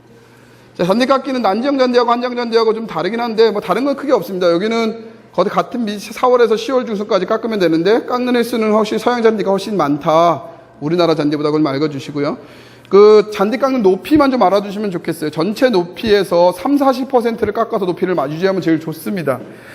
너무 낮게 바짝 깎는 경우가 가끔 있어요. 그 뿌리까지 밑에 깎는데 그런 경우에 잘못하면 어떻게 되냐면 뿌리를 많이 다치게 해서 오히려 잔디를 해야 하는 경우가 되게 많습니다. 그래서 전체 높이에서 30-40%만, 그러니까 반 정도 안 되게만 깎는다고 생각하시면 돼요. 그걸 너무 작게 깎으면 안 됩니다. 바짝 깎아서 저희 남편이 산시에 잔디가 잘 자랐다고 이렇게 말해요. 이게 너무 바짝 깎으시면 안 돼요. 그러니까 아까 말씀드렸듯이 깎으면 옆으로 퍼지는 게 좋기는 한데 그걸 너무 바짝 깎으면 뿌리를 훼손하게 되면 그래서 짧게 깎는 건 맞으세요. 근데 맞는데 그게 뿌리를 훼손하지 않는 범위에 짧게 깎으면 괜찮은데, 그렇지 않은 경우에 뿌리를 훼손할 정도로 바짝 깎으면 훼손이 많이 돼서 오히려 잔디를 죽이는 경우도 생겨요. 깎는 거는 맞아요. 깎는 건 맞지만, 바짝 깎는 건 맞지만, 그렇다고 그게 뿌리가 상처가 날 정도로 깎으시면 안 돼요. 그러니까 전체에서 30-40% 정도로 가서 원하는 높이를 맞추시면 되고요. 요럴 때는 깎지 않는 게 좋습니다. 이거는 잘 알아두셔야 되는데, 잔디가 젖었거나 이슬이니까 비 오고 난 나움이라든가 물 주고 단 나움. 그 다음에 이슬이 있는 아침, 이럴 때는 주지 않는 게 좋아요. 왜 그러냐 하면 저거는 자른 부분이 병해충이 될 가능성이 많아요. 물에 의해서. 그러니까 저거는 중요한 시점 중에 하나세요. 잔디밭 얼마 안 되는데 저거 비 많은 날 깎으셔가지고 어떻게 되냐면 끝이 노랗게 되는 경우가 되게 많거든요. 그러니까 저거는 비 오는 날 깎으시면 안 됩니다. 잔디를 깎고 나서요, 하루 있다가 다음날 물을 주시는 거, 관수하는 건 되게 좋지만, 비가 오는 날 깎거나 안개가 많은 날 깎아가지고 병해충이 많이 발생하는 날 깎으면 저기가 썩어서 문제가 생기는 경우가 좀 있어요. 그러니까 잔디 깎는 거 다른 거 어려운 건 없습니다. 뭐 어차피 우리가 골프하는 퍼팅존을 만드는 것도 아니고 저희가 뭐 축구할 것도 아니잖아요. 거기서 우리 깎는 잔디들이 대부분 그냥 보실 거잖아요. 그러니까 깨끗하게 보이기만 하면 되니까 그 시기를 잘 맞춰서 깎으시는 게 되게 중요합니다. 통기 작업은 뭐냐면 잔디, 제가 시간 없어서 좀 빨리 나가도록 하겠습니다. 이 잔디가 표면에 다 막아버리면 아까 말한 대로 통기가 없는 경우가 생겨요. 그래서 가끔씩 가다 얘네들을 땅 속을 하기 위해서 펀칭을 해서 뚫어줘야 되는데 그 하는 것들을 통기 작업이라고 합니다. 그래서 코어링을 표층을 통해서 뭐 코어링 뚫거나 막 이렇게 다른 걸 이렇게 나무들로 띄거나 아니면은 줄로 이렇게 띄는 경우도 있습니다. 여러 가지 방법이 있는데 그런 방법들을 통기 작업이라고 하는데, 이런 것들은 잔디가 아주 많이 자랐을 때만 하는 거예요. 이거 가끔 통기 작업 말씀드렸는데 잔디 심은 지 며칠 안 돼가지고 흙바닥 잔디밭 이런데 거기 통기 작업 하시겠다고 또 잔디를 띄시는 분들이 가끔 있으신데 그렇다고 잘 자라지 않습니다. 그때는 오히려 깎으면서 영양분을 많이 주셔가지고 붙이게 해야 되고, 이거는 잔디가 너무 밀집해가지고 너무 많아서 과잉되었을 때 하는 작업이에요. 그러니까 통기 작업을 한다고 아무 때나 하시면 안 돼요. 네.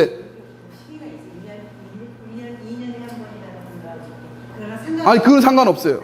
예, 많이 자라면 좀 해주시는 게 좋아요. 그러니까 어떤 경우는 되게 상태가 좋은 경우에는 1년에 한 번씩 하시는 선생님들도 있으세요. 그러니까 이거를 왜냐면 줄로 띄어서 하시는 경우가 되게 많거든요. 그냥 쭉쭉 잘라서 그 자른 걸 다른 데 또 옮겨 심는 거예요. 거기는 흙으로 맡겨 놓고요. 이번에 상소에 자기가 되게 잘 자랐는데 죽었대요. 그것 때문에 뭐 그렇지 않을 수도 있는데 그게 이제 겨울에 죽을 수도 있고 그래서 그런 상황이 어떤지 잘 모르겠습니다. 그 상황은. 저거하고는 좀 상관이 별로 없어요. 저는 잔디가 다 죽진 않아요. 아니 일부가 예, 일부가 죽을 수는 있어요. 해서 잘못하면. 예. 왜냐하면 저 통기 작업을 하면서 그 사이가 흙하고 표층 사이가 잔디 사이가 뜨면 거기가 마르면 많이 죽습니다. 그래서 그거 한 다음에 반드시 흙을 높게 해줘야 됩니다. 뒤쪽에 이제 말씀 한번 드릴 텐데요. 지금 이제 통기 작업들을 보통 이게 기계로 긁는 경우도 생겨요. 이렇게 긁어서 여기 지금 보면 하얀색 이렇게 기계로 긁는 거거든요. 이렇게 긁거나 아니면 이제 중간중간에 사람들이 이제 이렇게 여기 보면 타공했죠. 골프공인데 골프공처럼 이렇게 타공해서 이렇게 놓는 경우도 있고요. 그러니까 이건 이제 한 다음에 여기 지금 보시면 뭘 해야 되냐면 통기 작업 한 다음에 반드시 이런 잔디를 깎고 나서도 그러는데 이거 반드시 이 잔여물들은 반드시 제거를 해 주셔야 돼요. 제거 안 해 주시는 분들이 가끔 있는데 저거 안 해 주시면 어떤 상태가 되냐면 저기서 병이 생기거나 저기가 썩으면서 그 주변에 있는 잔디들이 다 뜹니다. 그래서 저걸 반드시 걷어 주셔야 돼요. 잔디가 아까 되게 중요한 그것 중에 하나가 건조한데 잘 자라고 그다음에 애들이 통기성이 되게 좋아야 된다고 얘기했는데 저 상태가 되면 나빠지는 거예요. 통기성도 나빠지고 그러면서 그 햇빛도 가리고 그러다 보니까 잔디가 썩거나 없어지는 경우가 많아요. 그래서 반드시 이런 작업들을 하고 나면 긁어서 다 주변에 있는 부속물들을 버리셔야 됩니다. 배토 작업인데요. 이 앞에 있는 통기 작업과 배토 작업은 같이 일어날 수도 있고 따로 일어날 수도 있어요. 근데 같이 하시면 굉장히 좋습니다. 잔디가 왕성할 때 지각이 새로 나오도록 뿌려주기 위한 작업들을 하는 건데 이런 것들은 이제 많이 하시면 지금 모래가 되게 많아요. 모래가 이 정도 되고요. 토양이 1 정도 되고 유기물들을 같이 섞어서 이제 잔디 위에다 뿌려주는 겁니다. 해서 그냥 쭉쭉 뿌리는 건데 어렵지 않습니다. 그냥 비료주듯이 쭉 뿌려주면 돼요. 그리고 나서 다져주면 되기만 하는데 다져주지 않으셔도 되는 제일 중요한 건 다지시면 더 좋습니다. 그리고 아까 말씀드린 것처럼 이 배토 작업을 한 다음에 이렇게 한 다음에 여기 사이가 아마 흙바닥이잖아요. 그죠? 여기다 흙을 같이 채워주면서 영양분이 되는 흙을 채워주면 이 잔디들이 어떻게든 잘 자라서 안쪽으로 다시 들어오기 때문에 이런 걸 한 다음에 꼭 통기 작업을 한 다음에 배토 작업을 같이 해주시는 건 더 효과적입니다. 그래서 효과는 이 노출된 잔디들에서 눈을 보호하거나 그래서 이렇게 해서 특히 겨울 전에 하면 내한성을 많이 증대할 수도 있고요. 그 다음에 잔디밭이 이렇게 울퉁불퉁할 수 있을 텐데 거기를 메꿔주면서 이렇게 평평하게 만들어줘서 잔디 깎기가 편하게 만들 수도 있고요. 그 다음에 이 뗏밥을 준다고 하는 것들인데 뗏밥을 주고 나면 토양 개량 효과도 있어서 굉장히 좋은 효과를, 그러니까 흙을 더 넣어주기 때문에 좋은 효과들을 볼 수 있습니다. 그 다음에 잔디나 식생충이 증가로 다밥이라는 게 잔디를 너무 많이 눌러놓으면 뿌리가 땅으로 못 들어가는 경우가 있는데 그 흙을 위에 덮어주니까 그 사이사이로 뿌리가 들어가면서 건조한 것들을 막아주거든요. 그래서 그 잔디의 피해가 적어지는 것들을 말합니다. 배토 작업들은 지금 보시면 여러 번 하는데요. 할 때 제일 중요한 건 얘네들이 한전잔디는 9월경에 좀 많이 합니다. 잔디를 깎은 후에 많이 하고 난전잔디는 5, 6월경이나 6, 8월경에 이래 이제 하는 경우가 있는데 이것들은 이제 5, 6월에 많이 하고 이건 9월경에 많이 한다는 거 좀 알아두시면 좋고요. 근데 보통 이제 5월, 6월에 많이 한다니까 지금 거의 이제 마지막 단계 하실 수 있는 거예요. 그리고 아니면은 뒤에 가서 이제 장마 지나고 나서 하시면 됩니다. 골프장이나 경기장은 많이 하고요. 이렇게 다니면서 여기 지금 배토 작업이라는 게 전에 이렇게 땅 파인 것도 같이 작업도 할 수도 있고요. 아니면은 본인이 이제 아까처럼 통기장 작업을 하고 나서 그 사이를 메꾸는 작업도 같이 할 수 있습니다.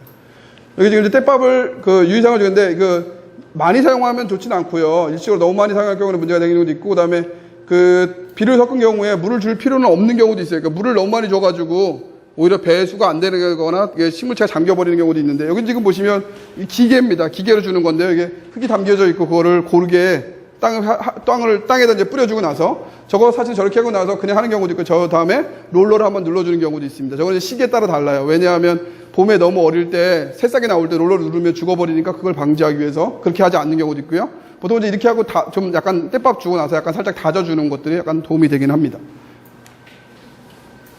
비배 관리는 뭐 앞에 본 것처럼 이런 것들 질소 인상 관리를 좀 주시면 좋을 것 같고요.